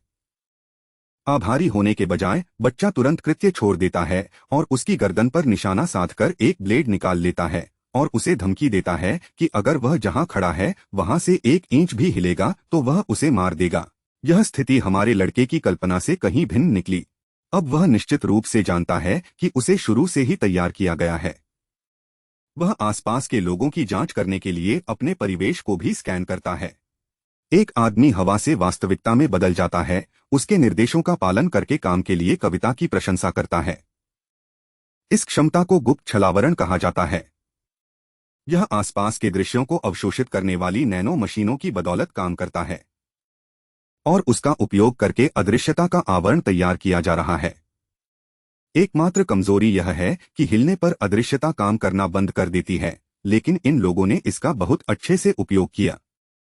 कैप्टन ने उसे घटिया प्रजाति का कहकर और कुछ साफ सुथरे कपड़े रखने के लिए धमकाया। वह भी वही सवाल पूछता है कि जिन कहां से आया, लेकिन हमारा लड़का बहुत ठंडा है और लगातार शराब पी रहा है, इसलिए वह कोई जवाब नहीं देता है। हाकामा चिंतित होकर उसके लिए चिल्लाता है, जबकि कप्तान लड़की को धमकी देता है कि अगर उसने थोड़ा भी हिलने की हिम्मत की तो वह लड़की को मार देगा। हाकामा अपनी क्षमता को सक्रिय करके फिर से अपने दम पर कार्य करता है, लेकिन हमारा लड़का तुरंत रुकने के लिए उस पर दहाड़ता है। वह नहीं चाहता कि वह लोगों के खिलाफ ऐसी शक्ति का इस्तेमाल करे जिसका अर्थ है कि यह खतरनाक है। छोटी लड़की को नहीं पता कि क्या करना है, जबकि कैप्टन यहां अपने जीवन का सबसे महत्वपूर्ण समय बिता रहा था और महसूस कर रहा था कि लड़की के पास भी दैवीय शक्ति है। वे जिन से पूछते हैं कि क्या वह भी ऐसी ताकत का इस्तेमाल कर सकता है, लेकिन ब्रो इधर-उधर घूमने के मूड में है, इसलिए वह एक रहस्य की तरह काम करता है जिसका पता लगाया जाना चाहिए। पिस्ट ऑफ मीटहेड ने उसे नीचे गिरा दिया और निम्न प्रजाति को उसकी गली में रहने की याद दिलाई। कैप्टन अपने अधीनस्थ द्वारा उनके सामान को नुकसान पहुंचाने की कोशिश करने पर मुद्दा उठाता है, फिर भी उन्हें अच्छी कीमत पर बेचने की अधिक उम्मीद नहीं होती है। वह इस विचार को भी स्वीकार नहीं करता है कि उसके पास दैवीय शक्ति है, क्योंकि वह सबसे अच्छे रूप में एक हीन प्राणी की तरह दिखता है। जबकि उसी समय हाकामा को यह एहसास होने लगा है कि ये डाकू और दास व्यापारी हैं जिनके बारे में आर्गस ने उन्हें चेतावनी दी थी। डाकू नेता पहले लड़की की देखभाल करने के लिए अपना जादू चलाता है, जबकि हाकामा को उसकी जान का डर है कि उन्हें ले जाया जाएगा और इस दर पर दास के रूप में बेच दिया जाएगा। अगले दृश्य में प्रफुल्लित करने वाला जिन उसे उसकी सौंदर्य नींद से जगाता है। भाई के पास कोई शर्ट नहीं है क्योंकि इन मूर्खों ने सचमुच उसकी सारी ड्रिप चुरा ली है, केवल उसके अंडरवियर को बचा लिया है। हाकामा ठीक लगती है, लेकिन वह वास्तव में उत्सुक है कि वे कहाँ हैं। यह किसी प्रकार की रोकथाम सुविधा जैसा दिखता है जहां अन्य दासों को रखा जाता है। जिन बताता है कि यह डाकुओं का ठिकाना है, यहाँ तक कि उन लोगों की ओर भी इशारा करता है जिन्हें उनसे पहले पकड़ लिया गया था। ये सभी लोग ऐसे दिखते हैं जैसे वे खराब स्थिति में हों, अधिकांश घटिया प्रजाति के हैं। यह एक गंभीर दृश्य है, लेकिन हास्यास्पद रूप से हाकामा अधिक उत्सुक है कि इस आदमी ने अपने स्तन इस तरह खुले में क्यों रखे हैं। जिन बताते हैं कि अजीब दिखने के कारण उन्होंने उससे सब कुछ छीन लिया, लेकिन वह आश्चर्यचकित है कि यह आदमी अपने कपड़ों के बिना कितना आश्वस्त है। जाहिरा तौर पर यह लुक जिन पर सबसे अधिक आरामदायक लगता है, लेकिन इसके अलावा वह सबसे ज्यादा उत्सुक है कि उसने तब और वहां क्यों नहीं लड़ाई की। अपनी ईश्वरीय शक्ति से वह उन्हें एक ही बार में मिटा सकता था। इससे पहले कि वह उत्तर दे पाता, पॉयर को कुछ नाश्ते के लिए कमरे के अंदर भेज दिया जाता है। उन्हें जागता हुआ पाकर वह उन्हें भोजन देती है। हाकामा नाराज है, लेकिन पॉयर को वास्तव में परवाह नहीं है कि वे उससे नफरत करते हैं या नहीं, क्योंकि उसे माफ किए जाने की कभी कोई उम्मीद नहीं थी। शुद्ध लड़की नाराज है, लेकिन जिन वास्तव में उसे दयालु कहकर नीले बालों को चकित कर देता है। यह दिखावटी पीड़ित के लिए एक झटके के रूप में आता है, लेकिन वास्तव में जिन साझा करता है कि बुरे लोग इस अवधारणा की भी परवाह नहीं करते हैं कि क्या कोई उनसे पहली बार में नफरत करता है या क्या वे माफी के लायक हैं। यह तथ्य कि पॉयर इन चीजों के बारे में सोचता है, यह निष्कर्ष निकालने के लिए पर्याप्त है कि वह दयालु है। इसके बावजूद यहाँ पर अंडरवियर पहनने वाला व्यक्ति योग खेल चुका है और वास्तविक व्यवसाय में लग गया है। वह अंकल लोहे की शैली में सलाखों को पकड़ता है, सचमुच उन्हें अलग कर देता है और उसे अलग कर देता है। पॉयर ने अभी जो देखा उससे वह स्तब्ध रह गई। हकीकत में जिन वास्तव में एक निजी बातचीत के लिए इस समय उसका इंतजार कर रहा था। नीले बाल उलझन में हैं कि क्यों, लेकिन जिन पहले से ही समझ सकता है कि उसे काम करने के लिए ब्लैकमेल किया गया है, क्योंकि वह जिसकी परवाह करती है वह यहाँ कहीं कैद है। पॉयर इस बात से भयभीत है कि इस आदमी का अनुमान इतना सटीक कैसे है। यहाँ तक कि वह उसके घावों को ठीक करने के लिए भी आगे बढ़ता है और इस बात पर जोर देता है कि उसे मूर्ख बनाने का एकमात्र कारण यह था कि वह जानता था कि लड़की के घाव वास्तव में असली थे। अपराधी वास्तव में अपने ही सहयोगियों को मौत के करीब पहुंचाने की कोशिश नहीं करते हैं। इस तरह उसे तुरंत पता चल गया कि पॉयर को ब्लैकमेल किया जा रहा है और उसे काम में धकेला जा रहा है। जिनके शब्द उसे बड़े पैमाने पर अपराध बोध का अनुभव कराते हैं, अंततः उसे यह साझा करने का मौका मिलता है कि उसके छोटे भाई को इन 6 गमबैग्स ने पकड़ लिया है। वे लगातार धमकी देते हैं कि अगर उसने विरोध किया तो वे लड़के को देश के बाहर बेच देंगे, कि वे उसे फिर कभी उससे मिलने नहीं देंगे। पॉयर फूट फूट कर रोने लगती है और कहती है कि उसके माता पिता को भी इन कमीनों ने मार डाला था, इसलिए उसके भाई ही बचे हैं।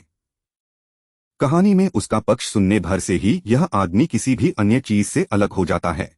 जिन सचमुच गुस्से में है और हकमा को आखिरकार समझ आ गया कि उसने खुद को इस तरह कैद क्यों होने दिया। उनका लक्ष्य हमेशा इन लोगों को बचाना रहा है, लेकिन वह यह भी जानते हैं कि खलनायक जिद्दी और परेशान करने वाले होते हैं।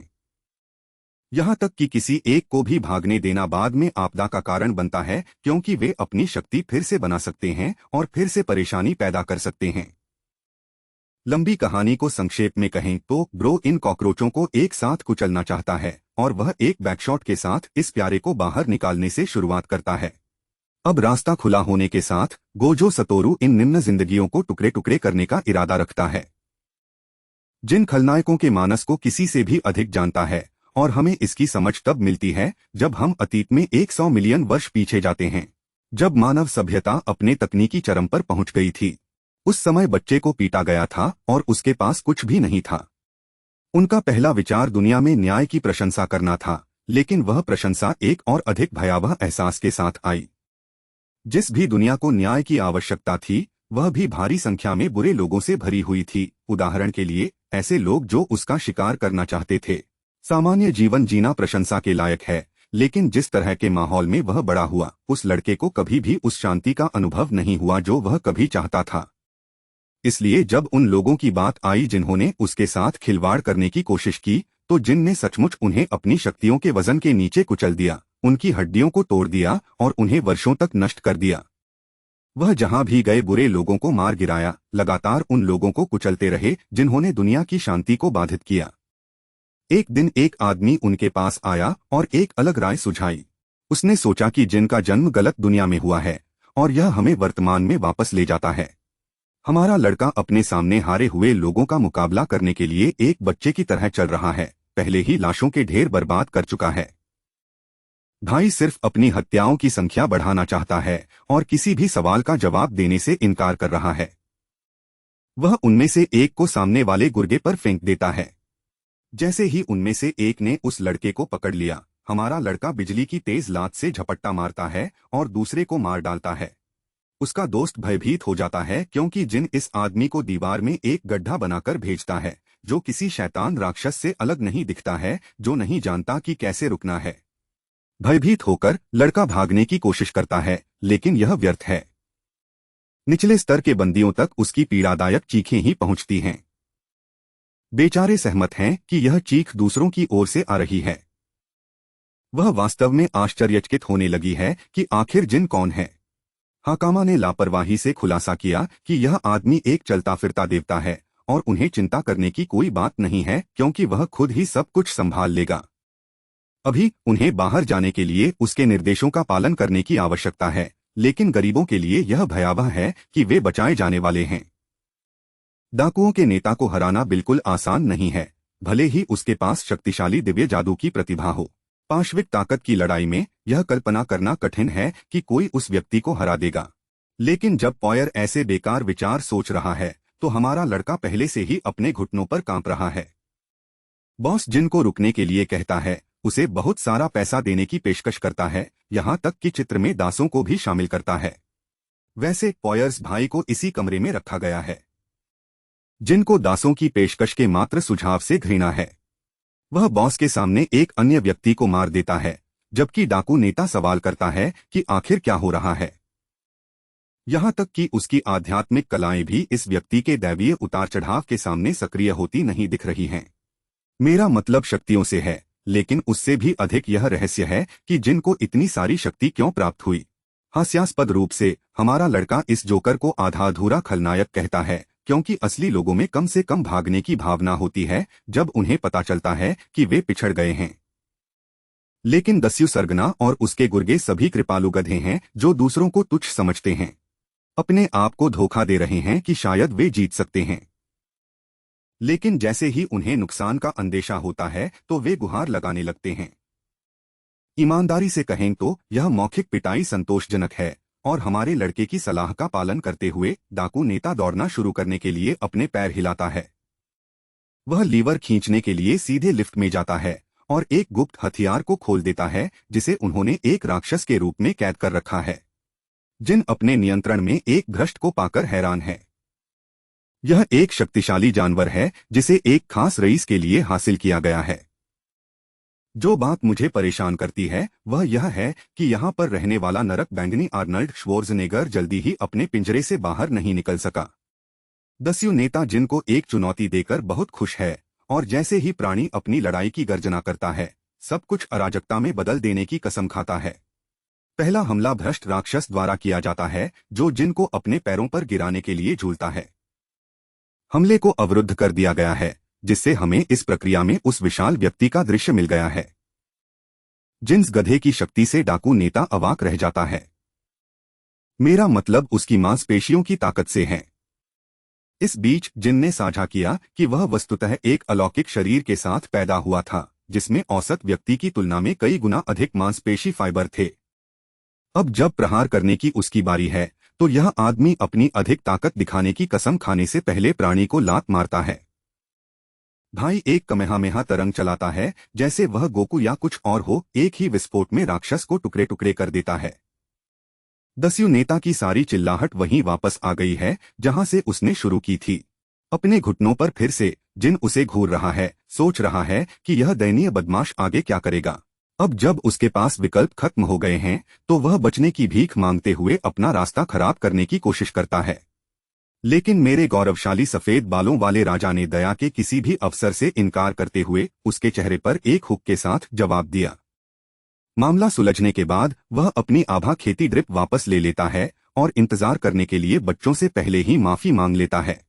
सबसे पहले ब्रो अपने अपराधों के प्रत्यक्ष सबूत इकट्ठा करने के लिए दस्तावेजों की जांच करना चाहता है। वह एक दराज खोलता है और उसे नोटों का एक दिलचस्प सेट मिलता है। उन पर एक नजर डालने से शायद आपको यह सोचने पर मजबूर कर दिया जाए कि इस आदमी ने जैकपॉट हासिल कर लिया है। लेकिन नहीं, हमारे लड़के को बिल्कुल भी अंदाजा नहीं है कि वह अभी क्या पढ़ रहा है। भाषा उसके लिए अपरिचित है, इसलिए वह मदद के लिए हैसिमा का उपयोग करने के लिए बहुत तीव्र है। फिर भी जिन इस बात पर उंगली नहीं उठा सकता कि ये डाकू भ्रष्टों का उपयोग क्यों कर रहे थे। अपने संदेह की पुष्टि करने के लिए वह उस राक्षस के फटे हुए अवशेषों का निरीक्षण करता है जिसे उसने हराया था। इस तरह वह कमरे में तैरती आसपास की नैनो मशीनों के कैमरों तक पहुंच सकता है, जिन कम से कम पिछले सप्ताह के रिकॉर्ड की जांच करना चाहता है, और उसे अपनी पसंद का एक फुटेज मिल जाता है। जाहिर तौर पर यह एक रईस राक्षस के साथ उनके पास आया और प्राणी के साथ अपने इरादों के बारे में विस्तार से बताने से इनकार कर दिया।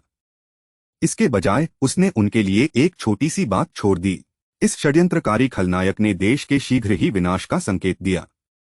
जिन बाद के लिए इस विवरण पर ध्यान देता है, जबकि दृश्य उन बच्चों के लिए कट जाता है जो नियंत्रण से बच जाते हैं। पोयर अपने छोटे भाई के साथ फिर से मिल जाती है। दोनों एक दूसरे को लंबे समय तक गले लगाते हैं, सुरक्षित महसूस करते हैं कि उनमें से किसी को भी ज्यादा चोट नहीं लगी है। वह जिन को भगवान कहकर संबोधित करती है और उसके सभी प्रयासों के लिए उसे धन्यवाद देती है, जबकि ब्रो नाम को स्वीकार करने से इनकार कर देती है। इसके अलावा वह वर्तमान में डाकुओं को पकड़ने वाले लाल वर्दी वाले लोगों के बारे में उत्सुक है। जाहिर तौर पर वे गिल्ड स्टाफ के सदस्य माने जाते हैं।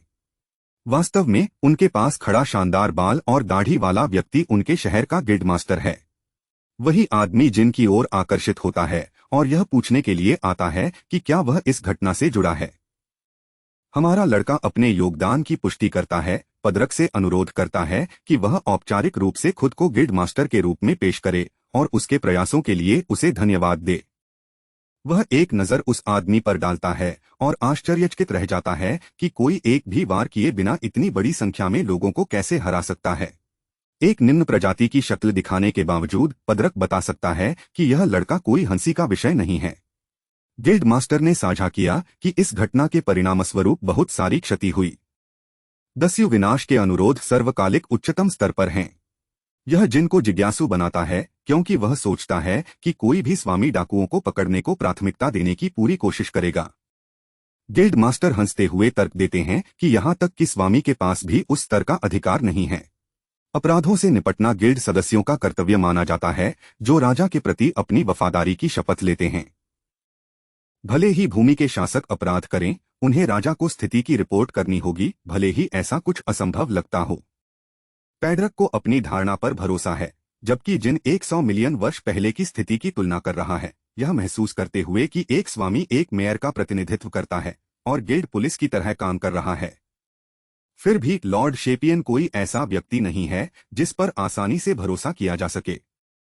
जिन ने उन सभी दस्तावेजों को सरेंडर करने का फैसला किया जो उसने डाकुओं से बरामद किए थे, यह सवाल करते हुए कि क्या वे गिल्ड के लिए किसी काम के हो सकते हैं। गिल्ड मास्टर उनमें से एक को पढ़ता है, केवल यह महसूस करने के लिए कि यह डाकुओं के साथ व्यापार करने वालों की एक उचित सूची है। इस सूची की बदौलत वे पूरे समूह को आसानी से गिरफ्तार कर सकते हैं। जिज्ञासु जिन पूछता है कि क्या शहर के स्वामी का नाम भी सूची में है, लेकिन प्रभावशाली रूप से लॉर्ड शेपियंस नाम कहीं नहीं पाया जाता है, जिससे वह एक चतुर खलनायक बन जाता है जो अपने ट्रैक छुपाता है। अभी के लिए जिन स्थिति के बारे में ज्यादा कुछ नहीं कर सकता। उसने दासों को मुक्त कराने में मदद की है, इसलिए वह जानना चाहता है कि अब उनका क्या होगा। गिल्ड मास्टर उन्हें आश्वासन देता है कि यदि गुमशुदगी की रिपोर्ट दर्ज की गई है तो गिल्ड उन्हें सुरक्षित घर वापस लाने की जिम्मेदारी लेगा। लेकिन जिनके पास ऐसी कोई चीज नहीं है, दुर्भाग्यवश उनके पास जाने के लिए कहीं नहीं है। सिस्टम खराब है क्योंकि यह पॉयर और नैनो जैसे मामलों का हिसाब देने से इनकार कर देता है जिन्होंने अपने माता पिता को खो दिया है, इसलिए जिन उन्हें रखने के लिए आश्रय मांगता है। चौंकाने वाली बात यह है कि इस युग का शहर में कोई ठिकाना भी नहीं है। पदरक केवल इन बच्चों के लिए काम ढूंढ सकता है, लेकिन क्योंकि वे दोनों हीन श्रेणी के हैं, इसलिए ऐसा करना भी मुश्किल होगा। बच्चे नाराज हैं, जबकि जिन निराश है कि इस दुनिया में सब कुछ वैसा ही है। वह इन बच्चों को अकेला नहीं छोड़ना चाहता, भले ही उनके पास काम करने के लिए कोई जगह न हो। अचानक उसके दिमाग में एक विचार आता है, इसलिए वह उनसे पूछता है कि अगर मौका मिले तो क्या ये दोनों कहीं काम करने को तैयार होंगे। पोयर सहमत है और इसे एक मौका देना चाहता है, जो जिन को द गोल्डन नाइट आर्गस की याद दिलाता है, जो जरूरत पड़ने पर उनकी मदद करने की पेशकश करना चाहता है। अगले दृश्य में हम आर्गस पर जाने के लिए द रॉयल कैपिटल सरमोसिया पर हैं। द होली नाइट वापस जा रहा है जब अचानक उसे अचानक ठंड का अनुभव होता है। अपने आवास पर पहुंचकर उन्होंने टीम को दिन भर आराम करने के लिए कहा। आर्गस अपने क्वार्टर में लौट आता है। वह नौकरानियों और बटलरों के एक दल ने उनका गर्व और गौरव के साथ स्वागत किया। पहली चीज जो वह करता है वह अपडेट मांगता है और अपने नौकरों की प्रतिक्रियाओं से पूछता है। होली नाइट समझ सकता है कि जरूर कुछ हुआ होगा। बटलर अपने मालिक को परेशान करने के लिए माफी तभी मांगता है जब वह अभी अभी लौटा हो। जब यह सब चल रहा होता है तो उसकी बहन ऊपर से घूरती निगाहों से यह दृश्य देखती है। आर्गस को रिपोर्ट मिलती है और उसे तुरंत सिरदर्द हो जाता है। स्थिति उससे कहीं ज्यादा खराब है जितना उसने सोचा था, क्योंकि ऐसा लग रहा था कि कोई आक्रमणकारी अंदर आ गया है। राजधानी और कहर बरपाओ। यह कैसे आया, यह सवाल उसके लिए कम महत्वपूर्ण है, बल्कि यह है कि इसे नेविगेट करने में किसने मदद की। अंदर का जानवर ही असली समस्या है। उसका सबसे अच्छा अनुमान यह है कि यह हार्नेस्का एकेडमी से कोई है, जो संदिग्ध लोगों से भरा हुआ स्थान है। लोग उनके निधन की साजिश रच रहे हैं। बावजूद इसके उसे राजधानी की स्थिति को नियंत्रित करने के लिए साथियों की सख्त जरूरत है, और इस समय जिन और उसका समूह राजधानी के लिए अपनी यात्रा फिर से शुरू करते हैं। विनाश मिशन में 3 दिन बीत गए। पॉयर को आश्चर्य होने लगा कि क्या वास्तव में उनके जैसे घटिया प्राणियों के लिए कोई नौकरी है। राजधानी। जब वह दयालु व्यक्ति होता है तो जिन उन्हें आश्वस्त करता है कि उनकी पढ़ने और लिखने की क्षमता पहले से ही है। एक विशाल बढ़त, इसलिए वह बच्चे से अधिक आत्मविश्वास रखने का आग्रह करता है। दूसरी ओर हकमा दूरी की ओर इशारा करता है, यह साझा करते हुए कि राजधानी निकट है। जब हमारा लड़का शाही राजधानी की भव्य सुंदरता को देखता है तो वह बिल्कुल चकित हो जाता है। शाम तक वे राजधानी के अंदर पहुंचते हैं। जगह चारों ओर लोगों से भरी होती है। हाकामा ने खुलासा किया कि पूंजी आयात पर निर्भर करती है, जिसका मतलब है कि हर तरह का सामान उपलब्ध है। यहाँ तक कि वे कदमा कपड़े भी हैं, जिनके बारे में उन्होंने एक बार उल्लेख किया था। जिनको यह सब दिलचस्प लगता है और वह कीट उत्परिवर्तियों के एक समूह पर भी ध्यान देता है। यहाँ चारों ओर प्रचुर मात्रा में दौड़ें हैं, जो दर्शाती हैं कि वे सभी अलग अलग तरीके से कैसे विकसित होती हैं। सड़कें साफ सुथरी हैं। राजधानी में भी सुरक्षा शीर्ष पायदान पर है, लेकिन इन सबके बावजूद लाभ कुछ घृणित भाग हैं, जिन दर्शाता है कि प्रत्येक युग की अपनी समस्याएं होती हैं। वह अकादमी की प्रवेश परीक्षा के बारे में पूछता है और पता चलता है कि यह होने वाली है। अगले सप्ताह आयोजित किया जाएगा। वे परीक्षा शुरू होने तक इंतजार कर रहे होंगे, लेकिन उनकी बातचीत सुनकर एक गोरी लड़की सोचती है कि क्या यह पार्टी हार्नेस्का एकेडमी में प्रवेश करने में रुचि रखती है, खासकर जब वे सभी घटिया प्रजाति के लगते हैं। हम होटल के कमरों में पहुंचे, जहां हकमा और नैनो आरामदायक बिस्तरों के ऊपर झपट पड़े। वे अंततः राजधानी तक पहुंचने के प्रारंभिक लक्ष्य के साथ उचित स्थान पर सो सकते हैं। पूरा किया जा रहा है। इससे उसे आश्चर्य होता है कि उसे आगे क्या करना चाहिए, क्योंकि भले ही यह एक नया युग है, वह अभी भी है।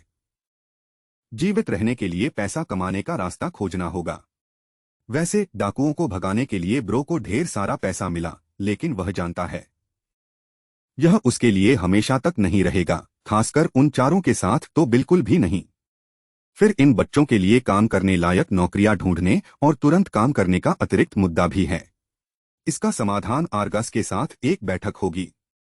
हालांकि अभी उन्हें उस लड़के के स्थान या उसके कनेक्शन के बारे में कुछ भी पता नहीं है, जो उन्हें उसके पास ले जा सके। जिन पहले भ्रष्टाचारियों की जांच को प्राथमिकता देते हुए कई विकल्पों पर विचार करता है। वह जानता है कि इस युग में ऐसे लोग हैं जो अपने लिए ऐसे राक्षसों का शोषण करने की कोशिश कर रहे हैं। लक्ष्य भ्रष्टाचारी स्वभाव से ही बहुत खतरनाक प्राणी होते हैं, इसलिए उन्हें लावारिस नहीं छोड़ा जा सकता। इस बार वह जीवित लोगों को फिर से पूर्ण विनाश का सामना करने से मना कर देता है। वैसे भी वह सहजता से पूछता है कि इस देश के लोगों को जब शोध करना होता है तो वे क्या करते हैं। कुछ जाहिर तौर पर वे इस विषय पर किताबें पढ़ते हैं या किसी जानकार से सलाह लेते हैं। किताबें स्वयं काफी महंगी हैं। यहां तक कि गांव में भी उन्हें किताबें खरीदने के लिए एक साथ पढ़ना पड़ता था। साथ ही द रॉयल कैपिटल एक शानदार पुस्तकालय का दावा करता है जो अनुसंधान की अनुमति देता है। बहुत आसान हो।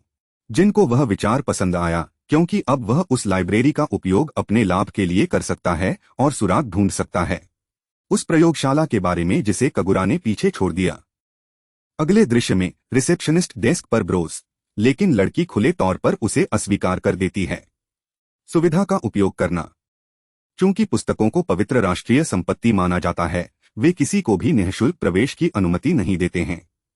केवल किसी मान्यता प्राप्त अकादमी के छात्रों या रईसों को ही ऐसी जगह का उपयोग करने की अनुमति एक बार होती है। हमारे लड़के के लिए स्थिति और अधिक जटिल हो गई है। हाकामा मजाकिया ढंग से जिनको याद दिलाता है कि ब्रो अपनी वर्तमान स्थिति में पढ़ भी नहीं सकता है, हालांकि वह अक्षर सीखने की पूरी कोशिश करने के बावजूद उसे भाषा पर पूरी तरह से काबू पाने में थोड़ा समय लगेगा। वे उसके सिर को इस तरह खुजा रहे थे जैसे उसे किसी परीक्षा की तैयारी करनी हो, जबकि दो आदमी अंदर थे।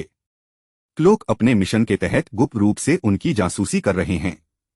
वे एक साधारण बातचीत के लिए जिनका सामना करने आते हैं, लेकिन वास्तव में यह एक बातचीत है। एक हिंसक मुक्के से शुरू होता है।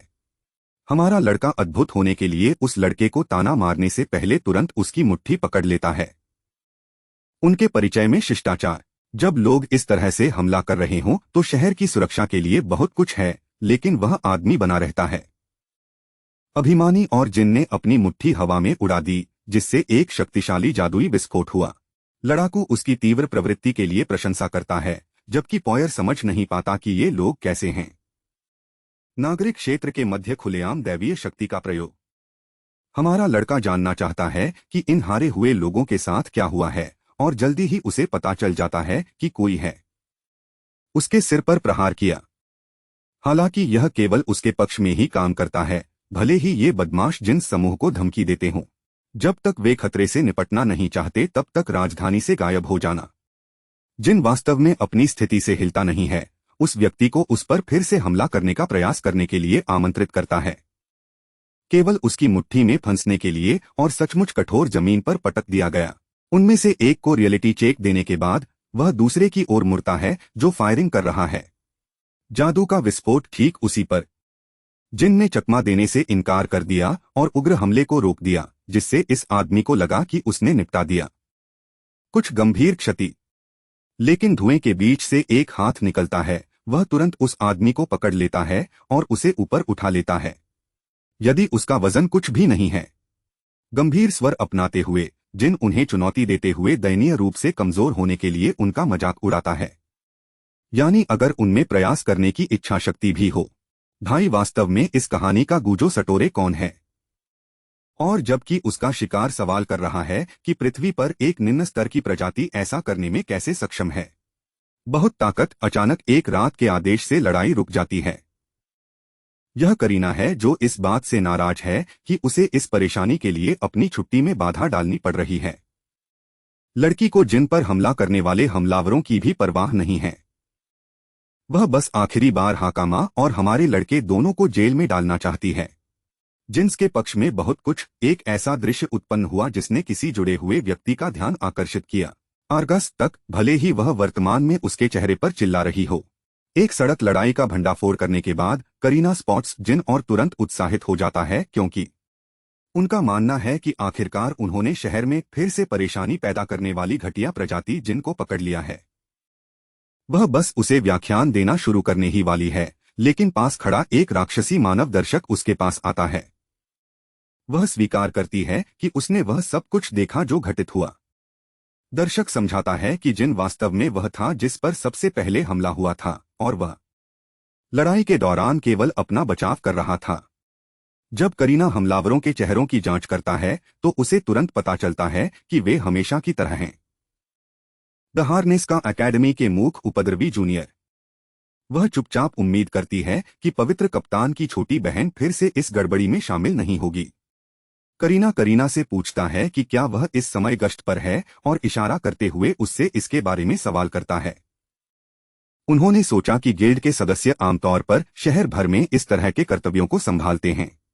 करीना जवाब देता है कि वह बस अपनी रात की देखभाल की जिम्मेदारी निभा रही थी। ऑर्डर तब दिया जब वह पास के एक कैफे में जाने के लिए जा रही थी। अब जबकि उसने व्यक्तिगत रूप से जिन को अकादमी के कई मजबूत छात्रों को हराते हुए देखा है, सहजता से करीना को यह महसूस होने लगता है कि उसके कप्तान को इस तथाकथित हीन के बारे में पहले से संदेह था। मानव वास्तव में सही हो सकता है। फिर वह खुद को माफ करने की कोशिश करती है और जिन से दोबारा मुसीबत में पड़ने से बचने के लिए कहती है, लेकिन जिन उसे इतनी आसानी से जाने नहीं देता और इसके बजाय अवसर का उपयोग करके उसे एस्कॉर्ट करने के लिए कहता है उसे, ताकि वह उसके कप्तान आर्गस से मिल सके। एक बार जब प्राचीन मानव को अंततः 7th डिवीजन के कप्तान आर्गस के साथ दर्शक मिल गए तो वह सीधे मुद्दे पर आता है और उस आदमी से उन्हें नौकरी पर रखने के लिए कहता है और याद दिलाता है कि वह था जिसने पहले उसकी मदद की पेशकश की थी। जब आर्गस ने अपने साथ आए बच्चों के बारे में पूछा तो जिन ने बताया कि आखिर में उनका झगड़ा हो गया। डाकू आर्गस खोज रहे थे और उन्हें सौंपने से पहले उन्हें पकड़ने में कामयाब रहे। गिल्ड के पास आर्गस चिंतित हो जाता है क्योंकि उसे यह विश्वास करना कठिन लगता है कि कोई ऐसा व्यक्ति है जो उसके जैसा दिखता है। निम्न प्रजातियां यह सब इतनी जल्दी पूरा कर सकती हैं। जिन फिर समझाता रहा कि वह नैनो और अपनी बड़ी बहन पॉयर को साथ लाया था। उनके पास भरोसा करने के लिए कोई और नहीं था और लोग उनके साथ अच्छा व्यवहार नहीं करते थे। निम्न प्रजाति। इस वजह से जिन कैप्टन से पूछता है कि क्या वह उनके लिए किसी तरह के काम की व्यवस्था कर सकता है। कैप्टन आर्गस प्राचीन मानव को याद दिलाता है कि उसका उनके प्रति कोई दायित्व नहीं है, बल्कि जिन है। तर्क है कि वह बच्चों की जिम्मेदारी लेने को तैयार है क्योंकि उसने ही बचाया है उन्हें। आर्गस को यह तर्क दिलचस्प लगता है जबकि बच्चे अपने उद्धारकर्ता को आशा भरी दृष्टि से देखते हैं। भाव। इसके बाद कैप्टन तुरंत एक विचार बनाता है और बच्चों को सौदेबाजी के तौर पर इस्तेमाल करने का फैसला करता है। वह शांति से जिन से कहता है कि वह बच्चों को अपने स्थान पर रहने और वहीं काम करने की अनुमति देगा यदि जिन अकादमी में शिक्षक के रूप में काम करने के लिए सहमत है। जिन बिना ज्यादा सोचे समझे शर्त स्वीकार कर लेता है और जल्द ही बच्चों को बदल दिया जाता है। निर्मित पोशाकों में पॉयर कप्तान ईमानदारी से सोचता है जबकि कप्तान अपने अन्य नौकरों को निर्देश देता है उन्हें उचित रूप से शिक्षित करना और यह सुनिश्चित करना कि कोई भेदभाव न हो। जैसे ही जिन आर्गस के साथ आगे बढ़ता है वह कप्तान से पूछता है कि उसमें किस तरह का कैच शामिल है। प्रशिक्षक के रूप में कार्य करना। आर्गस बताते हैं कि हालांकि उन्हें कोई स्पष्ट जानकारी नहीं है कि जिन मूल रूप से कहां से आया है, वृत्ति उसे बताती है कि जिन एक भरोसेमंद व्यक्ति है। फिर कप्तान सीधे वास्तविक बिंदु पर आता है और जिन को बताता है कि वह चाहता है कि वह घुसपैठ करे। The harness academy. जिन गंभीर हो जाता है और उचित स्पष्टीकरण मांगता है और आर्गस वर्तमान शक्ति का वर्णन करना शुरू कर देता है। राजधानी के अंदर संघर्ष। उनके अनुसार कई गुट नियंत्रण को लेकर एक शांत शीत युद्ध में बंद हैं। थ्रोन चूंकि राजा गंभीर रूप से बीमार है और अब किसी भी क्षण उसकी मृत्यु हो सकती है। वह आगे बताते हैं कि सामान्य उत्तराधिकार संघर्ष के अलावा व्यक्ति भी होते हैं जिनके पास सिंहासन पर कोई वैध अधिकार नहीं है, लेकिन फिर भी वे सत्ता पर कब्जा करना चाहते हैं। जाहिर तौर पर ये लोग बेहद खतरनाक हैं और यहां तक कि भ्रष्टाचारियों किन लोगों का भी इस्तेमाल कर रहे हैं। इस युग में आक्रमणकारियों को अपनी योजनाओं को आगे बढ़ाने के लिए हथियार के रूप में बुलाया जाता है। जिनको लॉर्ड शेपियन याद आता है और यह एहसास होने लगता है कि इससे भी अधिक परेशानी हो सकती है, उससे भी ज्यादा आंकड़े। कैप्टन का कहना है कि वह इन लोगों को बेनकाब करना और उनके छिपे हुए आधार का पता लगाना चाहते हैं और जिस स्थान पर उसे वर्तमान में सबसे अधिक संदेह है वह द हार्नेस एकेडमी है। जिन फिर दरवाजा खटखटाता है और जिन को अपनी छोटी बहन मिरिया उल्टन से मिलवाता है। वह बताता है कि वह अकादमी में जाती है और वहां उसका मार्गदर्शन करेगी। मिरिया तुरंत अपनी तीखी जीभ दिखाती है क्योंकि वह जिन को एक नीचहीन प्रजाति कहती है, जैसे करीना ने पहले किया था। कैप्टन तुरंत उसे रोकने की कोशिश करता है और उसे याद दिलाता है कि इस तरह बोलना अशिष्टता है। लेकिन वह बार बार यही कहती रहती है कि उसे इतना महत्वपूर्ण काम देना मंजूर नहीं है। किसी को वह निम्न प्रजाति मानती है। जिन उसके असभ्य रवैये की ओर इशारा करता है, जिससे कप्तान शर्मिंदा होता है और वह माफी मांगता है उसके व्यवहार के लिए। मिरिया जिन के करीब कदम रखता है और धीरे से फुसफुसाता है कि मिरिया वास्तव में बहुत सक्षम है, लेकिन वह घटिया प्रजातियों को सख्त नापसंद करता है। मिरिया जिन पर अपमान करती रहती है और दावा करती है कि वह उसे योग्य व्यक्ति के रूप में नहीं देखती है।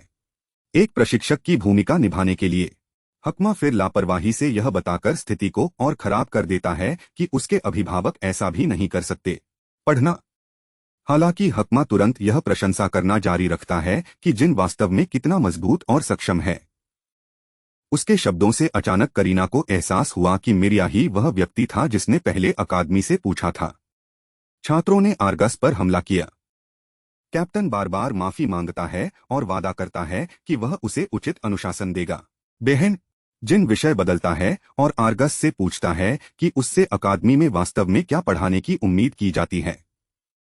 आर्गस ने उत्तर दिया कि उनकी टिप्पणियों से जिन आध्यात्मिक कलाओं में काफी कुशल लगता है, जो इसीलिए उनका मानना है कि जिन बुनियादी बातों को सिखाने के लिए आदर्श व्यक्ति होगा।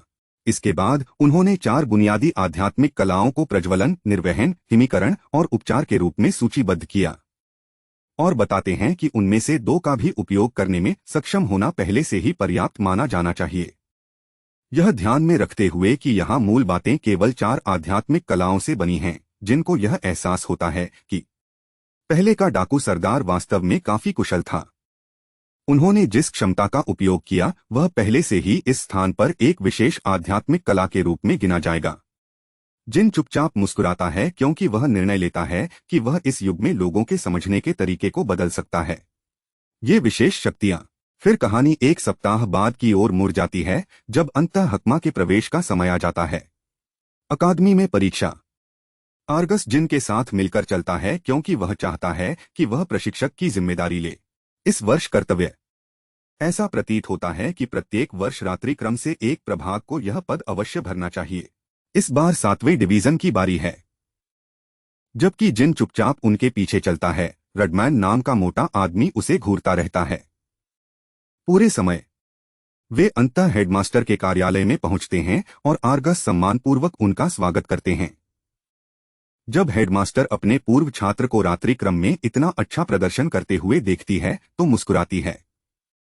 इसके बाद वह देश के अंदर चल रहे गुटीय संघर्ष को सामने लाती हैं और अचानक आलोचना शुरू कर देती हैं। जिन कप्तान से बहस करते हुए कि उन्हें अकादमी के साथ इतना हल्का व्यवहार नहीं करना चाहिए। ऐसी महत्वपूर्ण भूमिका को संभालने के लिए एक घटिया प्रजाति को भेजें। कप्तान दृढ़तापूर्वक इस बात पर जोर देते हैं कि जिन उनके डिवीजन में किसी भी अन्य की तुलना में अधिक सक्षम है। जब पतले चूहे लॉर्ड गीता ने नोटिस किया कि हेडमास्टर जिन को स्वीकार करने के लिए तैयार है, उनके प्रशिक्षक वह तुरंत इस विचार पर आपत्ति जताते हैं। वह अब गरीब प्राचीन मानव का अपमान करने की भूमिका निभाता है और दृढ़ता से इसका तर्क देता है।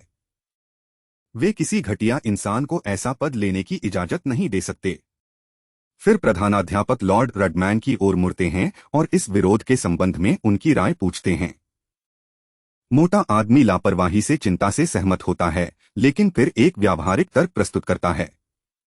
छात्रों और अन्य प्रशिक्षकों दोनों की ओर से उन्हें जिस प्रतिक्रिया का सामना करना पड़ सकता है उसके बारे में। फिर हेडमास्टर भी विरोध में शामिल हो जाती है और स्वीकार करती है कि उसकी भी यही चिंता है। जिनको एहसास होता है कि उसे शामिल किए बिना उसके बारे में बात की जा रही है, इसलिए वह आगे बढ़ता है और खड़ा होता है। सम्मानपूर्वक उनका अभिवादन करने से पहले स्वयं के लिए तैयार हो जाओ। वह शांतिपूर्वक उचित शिष्टाचार के साथ अपना परिचय देता है, जिससे पता चलता है कि वह संयमित भी रह सकता है, जबकि खुलेआम मजाक उड़ाया जा रहा है। फिर वह लॉर्ड्स से सीधा सवाल पूछता है, सोचता है कि क्या वे उसे इसलिए आंक रहे हैं। वह एक निम्न प्रजाति की तरह दिखता है या क्योंकि उनका मानना है कि उसके पास आवश्यक शक्ति का अभाव है। भूमिका। संभव मुस्कुराता है और जवाब देता है कि एकमात्र चीज जो उन्हें चिंतित करती है वह यह है कि क्या वह वास्तव में है।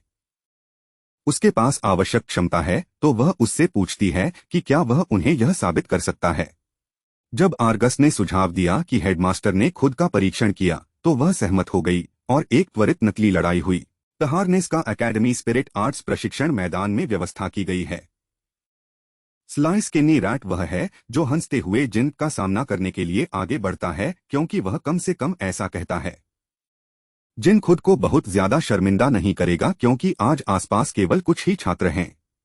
फिर प्रधानाध्यापक नियमों की व्याख्या करते हैं और स्पष्ट करते हैं कि उनका उपयोग करके ही लड़ाई लड़ी जा सकती है। स्पिरिट आर्ट्स, क्योंकि वह बिल्कुल यही उम्मीद करती है कि उनका नया शिक्षक उन्हें पढ़ाएगा। अकादमी। कुछ छात्र मैच देखने के लिए इकट्ठा होते हैं, जिनमें मिरिया भी शामिल है जो दर्शकों के बीच खड़ा है। वह उत्साहित है क्योंकि यह पहली बार है जब वह स्किनी रैट को व्यक्तिगत रूप से संलग्न होते हुए देखेगी। एक लड़ाई में जिन पहले से ही समझता है कि इसका अंत कैसे होगा, फिर भी वह एक शांत आह भरता है और अनुमति देता है। संस्थान स्वयं उसकी शक्ति का गवाह बनेगा। हालांकि आर्गस को अनिश्चितता महसूस होने लगती है। यह पहली बार है जब वह वास्तव में उस व्यक्ति को सामने से लड़ते हुए देखेगा जिसकी उसने सिफारिश की थी। दूसरों की और उसे चिंता है कि कहीं जिन उसे सबके सामने शर्मिंदा न कर दे। दूसरी ओर गीता बेहद उत्साहित नजर आ रहे हैं और मैच को जल्द खत्म करने के लिए उत्सुक नजर आ रहे हैं। उसके स्थान पर जिन लगाना। वह तुरंत घोषणा करता है कि वह शुरुआती कदम उठाएगा और तुरंत एक बड़ा आग का गोला दागता है। उनका मानना है कि एक ही वार में जिन को हराने के लिए पर्याप्त होगा। जिन शांतिपूर्वक आसानी से हमले से बच जाता है, जबकि स्किनी रैट अभी भी आश्वस्त है कि वह यह प्रतियोगिता जीतेगा और कप्तान को उसके फैसले के बारे में गलत साबित करेगा। इसके बाद वह बिजली के भाले नामक अपने इक्का हमले का अनुसरण करता है, जबकि जिन चकमा देना जारी रखता है। हर प्रहार और धीरे धीरे उसकी नसों पर असर पड़ रहा है। जबकि स्किनी रैट का मानना है कि जिन केवल भागता रह सकता है, जिन स्वयं चुपचाप आहें भरता है और सोचता है कि इस तरह की शक्ति का इस्तेमाल लोगों के खिलाफ कभी नहीं किया जाना चाहिए। हालांकि चूंकि कोई अन्य विकल्प नहीं बचा है, जिन अंततः अपनी क्षमता प्रदर्शित करने का निर्णय लेता है और जानबूझकर एक अद्वितीय आत्मा कला को प्रकट करता है। वह गुरुत्वाकर्षण हेरफेर हमले का उपयोग करता है और स्किनी रैट लॉर्ड गीता को नीचे की ओर धकेलता है। ग्राउंड उसे वहीं पिन कर दिया और यह स्पष्ट कर दिया कि उसके पास कभी कोई मौका नहीं था और वह उसका था। अंततः अहंकार का कोई मतलब नहीं था। हेडमास्टर और लॉर्ड रोडमैन फैटमैन दोनों जो कुछ उन्होंने देखा उससे हैरान रह गए और आर्गस और उसकी बहन मिरिया ऐसा देखकर अपना मुंह खोलकर वहीं खड़े हो जाते हैं। शक्ति का स्वच्छ प्रदर्शन जो उन्होंने पहले कभी नहीं देखा। जब वे पूछते हैं कि वास्तव में क्या हुआ, तो जिन शांति से बताता है कि उसने बस हेरफेर किया है। लॉर्ड गीता के आसपास का गुरुत्वाकर्षण। जब वह लोगों को यह कहते हुए सुनता है कि उन्होंने पहले कभी ऐसा कुछ नहीं देखा है, तो जिन मुस्कुराता है। चुपचाप जब उसे एहसास होता है कि छात्रों के साथ साथ प्रशिक्षकों के लिए भी कितना कुछ है सीखने के लिए। अकादमी के लॉर्ड गीता अपने दांत पीस रहा है और हताशा में है क्योंकि वह जमीन पर सपाट लेटा हुआ है, बिल्कुल देख रहा है।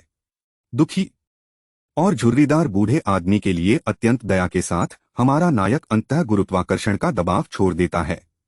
उसे नीचे दबाना। गीता में मंदी है, यह चिल्लाते हुए कि ऐसी स्पिरिट तकनीक का अस्तित्व ही नहीं होना चाहिए। वह इस बात पर जोर देते हैं कि निम्न स्तर का व्यक्ति किसी प्रकार की अवैध चाल का उपयोग कर रहा होगा।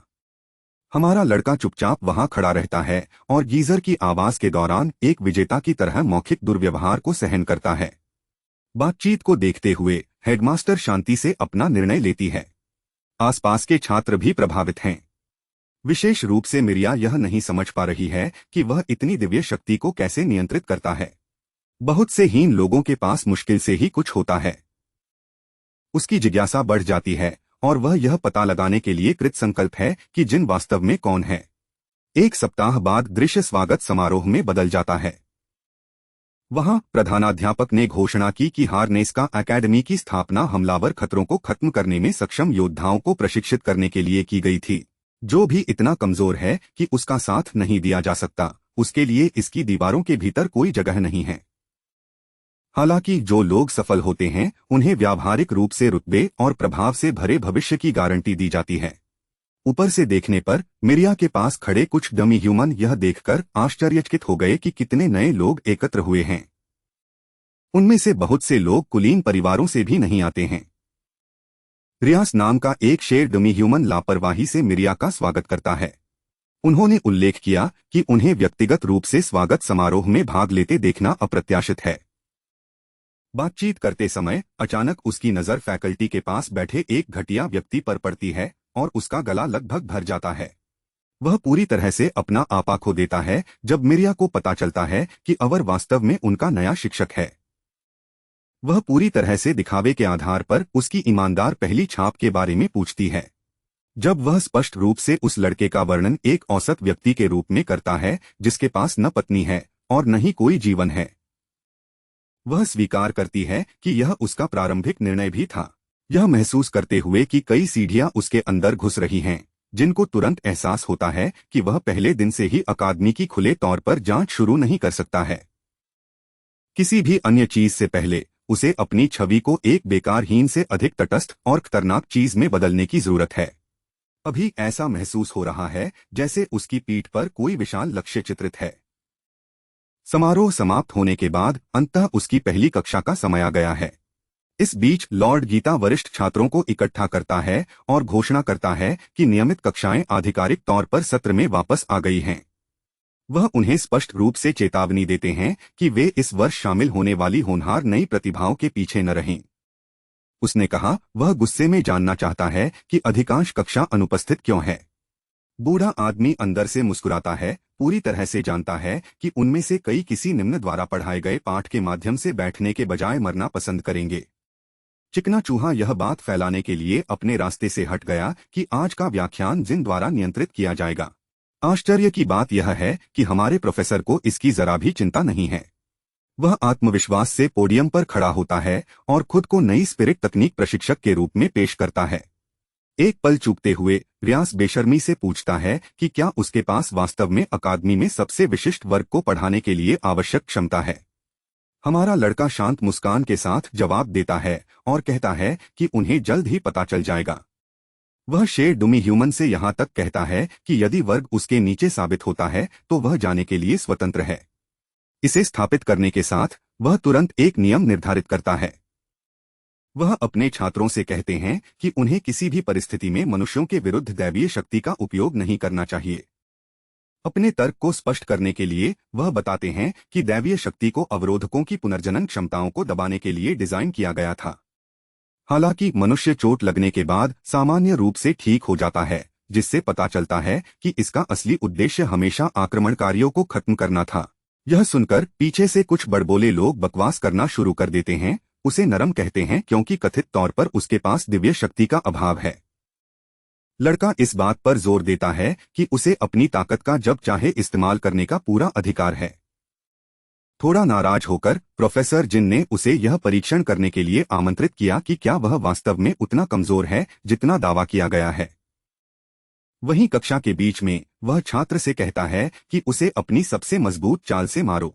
बच्चा अहंकार पूर्वक मुस्कुराता है और घोषणा करता है कि यदि प्रोफेसर ने उसे इतना भी खरोंचा तो वह फिर कभी कक्षा में नहीं आएगा। अवसर का लाभ उठाते हुए वह ऊर्जा से कड़कड़ाती हुई बिजली का भाला बनाता है। यहाँ तक कि लॉर्ड गीता भी चिंतित है कि कक्षा इस तरह के लापरवाह हमले से बच नहीं पाएगी। बिना किसी हिचकिचाहट के छात्र ने सीधे जिन पर भाला चलाया, जिससे पूरे कमरे में धूल का एक विशाल बादल फैल गया। सभी ने मान लिया कि निन्न का नाश हो गया, लेकिन फिर धुंध से एक ब्लेड निकलता है और उसके पीछे की दीवार में जा टकराता है, जिससे उसका बदसूरत मग बमुश्किल छूट पाता है। जिन शांति से कहता है कि अगर वह वास्तव में उसे समाप्त करने का इरादा रखता तो तलवार उसे पूरी तरह से छेद सकती थी। इसके साथ ही वह सेमेस्टर का अपना पहला पाठ पढ़ाता है। कभी भी किसी को केवल दिखावे से नहीं आंकना चाहिए। रोइस चुपचाप देखता है, सोचता है कि क्या वह तकनीक एक आध्यात्मिक कला के रूप में भी योग्य है। प्रोफेसर जिन सहजता से जारी रखते हुए बताते हैं कि निम्न को इस तरह से लेबल किया जाता है क्योंकि उन्हें कमजोर माना जाता है। फिर जैसे ही कोई स्पष्ट रूप से उनसे आगे निकल जाता है, वह पूछता है कि इससे वह क्या बनेगा। जैसे ही वह अपने प्रश्न का उत्तर देता है, उसकी आभा अपने चरम पर पहुंच जाती है। वह घोषित करता है, जिसे आप शिक्षक कहते हैं। इसके बाद वह दूसरा पाठ देता है। वह उसी बच्चे से पूछता है कि क्या वह आध्यात्मिक कलाओं को सक्रिय करने के लिए आवश्यक मानदंडों को जानता है। ऐसा व्यवहार करते हुए जैसे कि यह सामान्य ज्ञान है, छात्र उत्तर देता है कि यह सब ज्वलंत कल्पना पर आधारित है। यदि आप किसी चीज को स्पष्ट रूप से चित्रित करते हैं तो आत्माएं उसे पूरा करेंगी। प्रोफेसर जिन इस बात से सहमत हैं कि कल्पना मायने रखती है, लेकिन यह भी कहते हैं कि एक महत्वपूर्ण तत्व है जो उन सभी में गायब है। वह बताते हैं कि आत्माएं अलग अलग तरंग दैर्ध्य पर प्रतिक्रिया करती हैं और वे ही वास्तव में उनके कार्यों को ट्रिगर करती हैं। कुल 8 प्राथमिक तरंग दैर्ध्य हैं। उनमें से इग्निशन, डिस्चार्ज, हीलिंग और फ्रीजिंग सबसे प्रमुख हैं जिन्हें लोग जानते हैं। हालांकि गुरुत्वाकर्षण नियंत्रण, प्रकाश नियंत्रण, वायुमंडल नियंत्रण और स्थानिक हेरफेर भी मौजूद हैं। लॉर्ड गीता को लगभग उन 8 को इतनी लापरवाही से उपयोग करते हुए देखकर उनका गला रुंध गया। उस रहस्योद्घाटन के साथ हमारा लड़का औपचारिक रूप से अपना पहला वास्तविक व्याख्यान शुरू करता है। उस शाम बाद में वह विचार करता है कि अकादमी के रहस्यों की जांच कहां से शुरू की जाए। परिसर के हर कोने पर छात्रों की भीड़ है। क्लास में डिस्प्ले के बाद वह चर्चा का मुख्य विषय होते हैं। यदि वह उत्तर चाहता है तो उसे ऐसी जगह तक पहुंच की आवश्यकता है जहां छात्रों को प्रवेश की अनुमति नहीं है। अपने रास्ते में वह मिरिया के साथ रास्ता पार करता है। बिना किसी हिचकिचाहट के वह स्पष्ट रूप से उससे यह स्वीकार करने के लिए कहती है कि वह वास्तव में कौन है। वह यह पूछकर जवाब देता है कि वह तथाकथित हीन के अलावा कुछ और कैसे हो सकता है, जैसा कि हर कोई उसे लेबल करता है। वह मानती है कि यदि सभी 8 आध्यात्मिक कलाओं को सहजता से नियंत्रित करने की उनकी क्षमता नहीं होती तो इसका कोई मतलब होता। यहाँ तक कि अधिकांश अर्धमानव भी इसके लिए सक्षम नहीं हैं। हमारा लड़का कंधे उचकाता है और उसे बताता है कि यह उतना जटिल नहीं है। इसकी तुलना विभिन्न तरंग दैर्ध्य के बीच स्विचिंग टैब से की जाती है। निस्संदेह वह जानता है कि व्यवहार में यह जितना लगता है उससे कहीं अधिक जटिल है। वह अनुरोध करती है कि वे इस बातचीत को किसी निजी स्थान पर जारी रखें। एक बार अकेले में वह अपना प्रश्न दोहराती है कि वह कौन है। इस बार वह दावा करता है कि वह महज एक इंसान है जिसे कुछ मिलियन वर्षों तक कदमा गांव के नीचे ठंडी नींद में रखा गया था। उसका मजाक उड़ाने के लिए वह पूछती है कि हाइबरनेशन से पहले उसने कथित तौर पर क्या किया था। जिन ईमानदारी से उत्तर देता है कि उसने अपने देश के लिए एक विशेष बल एजेंट के रूप में कार्य किया है। हालांकि सहस्राब्दियां बीत चुकी हैं, फिर भी वह उन दिनों को स्पष्ट रूप से याद करता है जैसे कि वे कुछ साल पहले ही घटित हुए हों। उत्सुकतावश वह आगे बढ़ती है और पूछती है कि जो व्यक्ति अपने राष्ट्र के लिए लड़ा उसे ठंडी नींद में क्यों रखा जाएगा। वह दुखी महसूस करता है, यह स्वीकार करते हुए कि वह अपने मिशन में विफल रहा। उसे सच में विश्वास था कि अगर वह खुद को काफी दूर तक धकेल दे तो वह सभी को बचा सकता है, लेकिन अंत में वह असफल रहा और उसने सब कुछ खो दिया। उन्होंने यह भी स्वीकार किया कि प्रोफेसर बनना आकस्मिक नहीं था। उसे आल्तोन परिवार के प्रभाव की आवश्यकता है। आगे बढ़ते हुए वह उससे पूछता है कि वे कहाँ जा रहे हैं। वह जल्द ही उसे एक धूल भरे कमरे में ले गई, यह समझाते हुए कि यह एक भंडारण स्थान हुआ करता था जहां प्रशिक्षक अपनी शिक्षण सामग्री रखते थे। एक शेल्फ पर एक अलस्तातु तुरंत उसका ध्यान आकर्षित करता है। वह पूछता है कि उसे यहाँ लाने का असली कारण क्या था, तो मिरिया ने स्वीकार किया कि वह इस भंडारण कक्ष के ठीक बगल में स्थित अजीब खाली जगह की जांच कर रही है। यह इतना बड़ा है कि इसका उपयोग नहीं किया जा सकता, जिससे उसे यकीन हो जाता है कि इसमें कुछ महत्वपूर्ण छिपा हुआ है। एक सेकंड भी बर्बाद किए बिना प्रोफेसर जिन लापरवाही से आगे बढ़ता है और अलस्तातु को पकड़ लेता है। वह असमंजस में उसे किनारे कर देती है, सोचती है कि वह धूल भरी पुरानी सजावट क्यों कर रहा है। जैसे ही वह इसे थोड़ा मोड़ता है, किताबों की अलमारियां अलग हो जाती हैं, जिससे अंदर गहराई तक जाने वाला एक छिपा हुआ मार्ग प्रकट हो जाता है। वह शांति से उसे गुप्त कमरे के अस्तित्व के बारे में सही होने के लिए बधाई देता है। मिरिया अवाक रह गया, समझ नहीं पा रहा कि उसने इतनी जल्दी तंत्र को कैसे हल कर लिया। हमारे प्रोफेसर शांतिपूर्वक बताते हैं कि उन्होंने देखा कि कमरे में धूल की मोटी परतों के नीचे दबी हुई एकमात्र साफ वस्तु उल्लू थी। उसके बाद वह उसे पीछे रहने के लिए कहता है जब वह अकेले संदिग्ध कक्ष की जांच करने जाता है। सरप्राइज्ड मिरिया दृढ़ता से कहती है कि वह उसके साथ रहेगी। वह उसे याद दिलाता है कि अंदर एक खतरनाक आक्रमणकारी हो सकता है और वह उसकी रक्षा करने में सक्षम नहीं हो सकता है। गोरी यह स्पष्ट करती है कि उसके कौशल को कम करके नहीं आंका जाना चाहिए। वह आत्मविश्वास से दावा करती है कि वह अपनी कक्षा में बाकी सभी से आगे है, केवल उसका भाई ही संभवतः उसके कौशल से आगे है। यह सुनकर वह उसकी बात मानने का फैसला करता है। वे दोनों सावधानीपूर्वक उस जर्जर सीढ़ी से नीचे उतरते हैं जो उन दोनों की अपेक्षा से कहीं अधिक गहराई तक फैली हुई है। मिरिया चुपचाप इस बात की सराहना करता है कि पूर्ण अंधकार में इतनी सहजता से प्रकाश को नियंत्रित करना कितना सुविधाजनक है। जिन लापरवाही से जोर से मजाक करता है कि यह स्थान एक काल्पनिक खेल में राक्षसों को जन्म देने के लिए एकदम सही कालकोठरी जैसा लगता है। उसके गेमर संदर्भ से लड़की भ्रमित हो गई। फिर से उत्सुक होकर वह एक बार फिर उसकी पिछली कहानी सामने लाती है। वह पूछती है कि क्या उसके मन में पहले से ही कोई संदिग्ध है, क्योंकि खतरों का पता लगाना उसकी विशेषता मानी जाती है। वह इस बात से आश्चर्यचकित हुए बिना नहीं रह सका कि उसने उसकी अविश्वसनीय कहानी को कितनी जल्दी स्वीकार कर लिया। उसके विश्वास के लिए एक छोटे से पुरस्कार के रूप में उसने खुलासा किया कि उसे पूरा संदेह है कि लॉर्ड रडमैन किसी तरह शामिल हो सकता है। वह तुरंत पूछती है कि वह इतना निश्चित क्यों है। प्रोफेसर जिन बताते हैं कि जहां व्याख्यान के दौरान आदमी करिश्माई दिखाई देता है, वहीं जब वह अकेला होता है तो उसके बारे में कुछ बहुत परेशान करने वाला होता है। उन शांत क्षणों में घृणित कमीने से यह आभास होता है कि कोई निश्चित रूप से कुछ संदिग्ध साजिश रच रहा है। वह बताते हैं कि इस तरह का व्यवहार उन लोगों में आम है जो दुनिया के सामने पेश किए गए व्यक्तित्व से बिल्कुल अलग हैं। इसके अलावा उन्हें यह बिल्कुल स्पष्ट लगा कि वह व्यक्ति एक शिक्षक के प्रति अत्यधिक चौकस है। मिरिया स्वीकार करती है कि उसे मूल रूप से लॉर्ड गीता पर संदेह था। जिन ने उसके सिद्धांत को खारिज कर दिया, यह इंगित करते हुए कि अपनी भावनाओं पर शून्य नियंत्रण वाला कोई व्यक्ति कभी भी वास्तव में कुछ भी भयावह नहीं कर सकता है। उसे आश्चर्य हुआ। वह यहाँ तक कह गया कि झुर्रियों वाला पुराना नटकेस शायद दिल का सभ्य है। अंत में दोनों सीढ़ी के नीचे पहुंचते हैं, जो धूल से भरे एक विशाल हॉल में खुलती है। अकादमी के मैदान के ठीक नीचे छिपी विशाल भूल भुलैया को देखकर मिरिया की आंखें आश्चर्य से फैल गईं। अचानक जिन चलना बंद कर देता है क्योंकि वह स्तब्ध रह जाता है। उसने अपनी कल्पना में भी नहीं सोचा था कि उसे ऐसी जगह पर कगुरास प्रयोगशाला छिपी मिलेगी। जब जिन नैनो मशीनों द्वारा संरक्षित दरवाजों को देखता है, जिन्हें इस युग के लोग केवल आत्माएं कहते हैं, तो उसे यकीन हो जाता है कि यह वास्तव में कगुरास प्रयोगशाला होगी। मिरिया घबरा जाती है क्योंकि भले ही वह लंबे समय से खोज रही थी, लेकिन वह कभी भी इस विशाल दरवाजे को खोजने में कामयाब नहीं हुई जो पूरे समय अकादमी के नीचे छिपा हुआ था। जिन ने उसे समझाया कि आम लोगों को ऐसा दरवाजा खोलने के लिए एक विशेष एक्सेस कुंजी की आवश्यकता होगी। उसे याद है कि कैसे हकमा को कोदम विलेज में चाबी विरासत में मिली थी, और उसका मानना है कि इस स्थान पर किसी को उसी तरह से एक समान कुंजी विरासत में मिली होगी।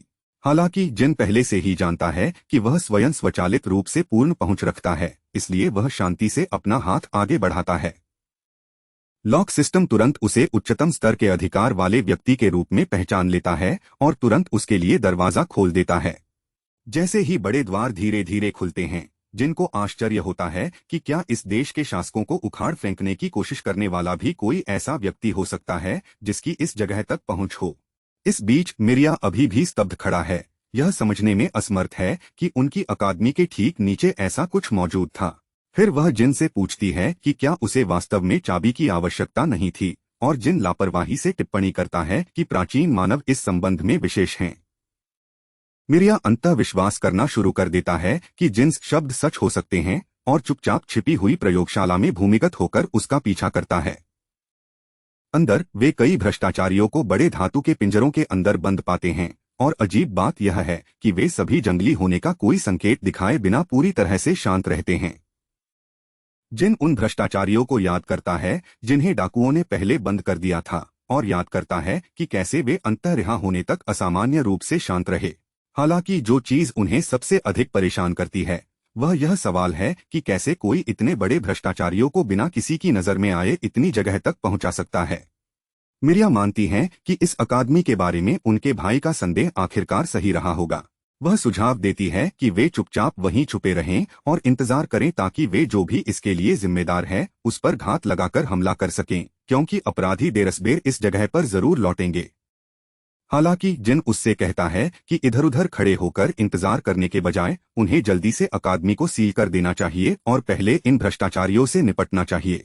मिरिया का तर्क है कि वे इस योजना के पीछे के मास्टरमाइंड को भागने की अनुमति नहीं दे सकते, लेकिन जिन बताते हैं कि छात्रों की सुरक्षा पहले होनी चाहिए, क्योंकि अगर ये भ्रष्टाचारी उत्पात मचाना शुरू कर देंगे तो यह अकादमी में हर जीवन को खतरे में डाल देगा। जब वह बताता है कि उसका भाई भी शायद यही निर्णय लेगा, तो लड़की अंततः उसके दृष्टिकोण से सहमत हो जाती है। जिन फिर जोड़ता है कि उसे इस सब के बारे में एक बुरा एहसास है, और जब भी उसे वह एहसास होता है तो उसकी प्रवृत्ति आमतौर पर सही हो जाती है। वह कहता है कि वह स्वयं प्रयोगशाला की थोड़ी और जांच करेगा और उसे वापस ऊपर जाकर अपने भाई को लाने के लिए कहता है, ताकि अकादमी में कर्फ्यू लगाया जा सके और छात्रों की सुरक्षा की जा सके। उसे सतह पर वापस भेजने के बाद जिन कुछ उपयोगी सुराग खोजने की उम्मीद में भूमिगत सुविधा में गहराई तक चला जाता है। इस बीच सतह पर नए ट्यूटर से हारने के लिए पतले चूहे का मजाक उड़ाया जा रहा है, फिर भी वह अभी भी जिन को एक निम्न प्रजाति कहता है और अपनी प्रतिष्ठा को बर्बाद करने के लिए उसे दोषी ठहराता है। फिर हेडमास्टर लॉर्ड गीता के पास जाता है और पतले चूहे से कहता है कि वह अजीब हरकतें करना बंद कर दे, क्योंकि छात्र असहज महसूस करने लगे हैं। लॉर्ड रडमैन के बारे में पूछे जाने से पहले उसे हेडमास्टर द्वारा सार्वजनिक रूप से अपमानित किया जाता है, जो उस सुबह से गायब है। प्रधानाध्यापक अभिभूत महसूस करता है, लेकिन मोटे आदमी की अनुपस्थिति उसे और अधिक चिंतित कर देती है। तभी वह अकादमी के ऊपर एक काले बादल को देखती है और आश्चर्य करती है कि अभी क्या हुआ है। इस बीच मिरिया सतह की ओर भागता है, लेकिन जैसे ही वह दरवाजे से बाहर निकलती है, उसका सामना लॉर्ड रडमैन मोटे आदमी से होता है, जो सुबह से गायब था, अब पूरी तरह से दुष्ट अभिव्यक्ति पहन रहा है, जो स्पष्ट रूप से दिखाता है कि वह अच्छा नहीं है। प्रयोगशाला में वापस जिन कुछ अजीब लाल रंग के पोर्टलों की जांच करता है, जो स्पंदित होते प्रतीत होते हैं जैसे कि वे जीवित हों। उसे आश्चर्य होता है कि क्या यह चीज वास्तव में जीवित है और क्या कगुरा ही वह है जिसने इसे बनाया है। वह नैनोमशीन इंजेक्टर के साथ पीछे छोड़े गए संदेश क्यूब कगुरा को ढूंढता है। प्राचीन मानव को उम्मीद है कि क्यूब में उसे वर्तमान स्थिति को समझने और हल करने में मदद करने के लिए सुराग होंगे। वह तुरंत क्यूब को सक्रिय करता है और कगुरा का एक होलोग्राम लापरवाही से एक कॉफी पकड़े हुए दिखाई देता है। कगुरा को पहले से ही उम्मीद थी कि जिन किसी अन्य से पहले इस सुविधा तक पहुंच जाएगा, क्योंकि यह प्रयोगशाला उसके जागने के स्थान के सबसे करीब है। डॉक बताते हैं कि इस प्रयोगशाला में वह एक ऐसा उपकरण विकसित कर रहे थे जिसे मनुष्य ने सैकड़ों लाखों साल पहले भी पूरा नहीं किया था, और डिवाइस की शक्ति का एक छोटा सा हिस्सा जिनके लिए इंजेक्टर के भीतर सील कर दिया गया है। अंत में यह बताने से पहले कि वह जिस आश्चर्यजनक उपकरण का जिक्र कर रहा है वह वास्तव में एक टेलीपोर्टेशन उपकरण है, इस उपलब्धि के लिए वह खुद की प्रशंसा करता है। उन्होंने कभी अपनी कल्पना में भी नहीं सोचा था कि कगुरा इस पैमाने पर कुछ बनाने में सक्षम है, लेकिन अब सब कुछ ठीक होने लगा है। आर्गस ने उल्लेख किया कि आक्रमणकारी शहर भर में कहीं से भी प्रकट हुए। उसके दिमाग में खतरे की घंटियां बजने लगती हैं, क्योंकि जिसके पास भी यह उपकरण है वह संभवतः हर चीज के पीछे है, खासकर जब पूरे चिड़ियाघर के लायक राक्षस यहाँ बंद हैं। फिर उसे पागल वैज्ञानिकों द्वारा रिकॉर्ड किए गए संदेश के बारे में कुछ पता चलता है। मूल टेलीपोर्टेशन उपकरण शुद्ध नीले रंग का था। यदि यह सच है तो अब यह लाल उपकरण उसके सामने खड़ा है। Just as the nearby clock strikes 12, the device activates with a violent hum. Jin studies himself, bracing for whatever nightmares about to crawl out of it. Instead, every invader inside the cages instantly vanishes into thin air. Up on the surface, Argus and the Holy Knights witness their worst nightmare unfolding in real time. Hundreds of invaders rain down from the sky onto the royal capital, looking like they just dropped into a battle royal match. Back underground, the greasy fat man turns toward Miria with the creepiest smile imaginable. He mockingly asks why she seems so tense and impatient. Miria coldly tells the pig responsible for all this to step aside unless he is asking for a fight. Genuinely surprised, Lord Rudman admits he suspected she had been investigating him for quite some time. Unfortunately for her, she simply figured it out too late. जब मिरिया जानना चाहता है कि इसका क्या मतलब है, तो वह शांति से घोषणा करता है कि फैसले का दिन आ गया है। गंजे आलू के आकार से पता चलता है कि उसने मूल रूप से इस कार्यक्रम में देरी करने की योजना बनाई थी। लेकिन उसकी प्रयोगशाला के आसपास ताक-झांक कर रहे दो चूहों ने उसके हाथ पर दबाव डाला। अधिक विशेष रूप से उन्हें एहसास हुआ कि उनकी भव्य योजना के लिए वास्तविक खतरा जिन है। उसकी अंतरात्मा की प्रत्येक प्रवृत्ति ने उसे चेतावनी दी कि नया प्रशिक्षक मिरियाज भाई की तरह ही सबसे बड़ा कल्पनीय सिरदर्द बन जाएगा। पुष्टि की आवश्यकता के बिना वह पहले से ही जानता है कि जिन ही वह व्यक्ति था जिसने छिपे हुए मार्ग को उजागर किया था। यह तय करते हुए कि उसने बातचीत में काफी समय बर्बाद कर दिया है, उसने निष्कर्ष निकाला कि यह कहना बेहतर होगा कि वह नहीं है जो छिप रहा है। उन्होंने निष्कर्ष निकाला कि सभी गवाहों को यहीं खत्म कर देना सबसे अच्छा है। मिरिया इस विचार पर लगभग हंसती है कि उसे विश्वास है कि वह उसे हरा सकता है। एक परेशान करने वाली राक्षसी मुस्कान रडमैन्स के चेहरे पर फैल जाती है क्योंकि वह अपने द्वारा एकत्रित की गई अकल्पनीय शक्ति के बारे में दावा करता है। उसे इस बात का एहसास नहीं है कि एक लड़की उसके सिर से भी बड़ा बर्तन लेकर चुपचाप उसके पीछे आ रही है। मिरिया घबराहट से पसीना बहा रहा है, लड़की के लिए डर और इस पर संदेह के बीच उलझा हुआ है कि क्या यह हास्यास्पद योजना वास्तव में सफल होगी। बिना किसी हिचकिचाहट के हकमा अपनी छोटी छोटी भुजाओं के साथ झूलती है और मोटे कमीने के बड़े भरे सिर को तोड़ देती है। मिरिया उसे आश्चर्य से देखती है और जानना चाहती है कि उसे यह जगह कैसे मिली। हकमा ने जल्दी से बताया कि वह जिन की तलाश में आई थी। बाहर पूर्ण अराजकता है और उनके अभिभावकों के बिना सभी को बचाना असंभव होगा। रास्ते में वह एक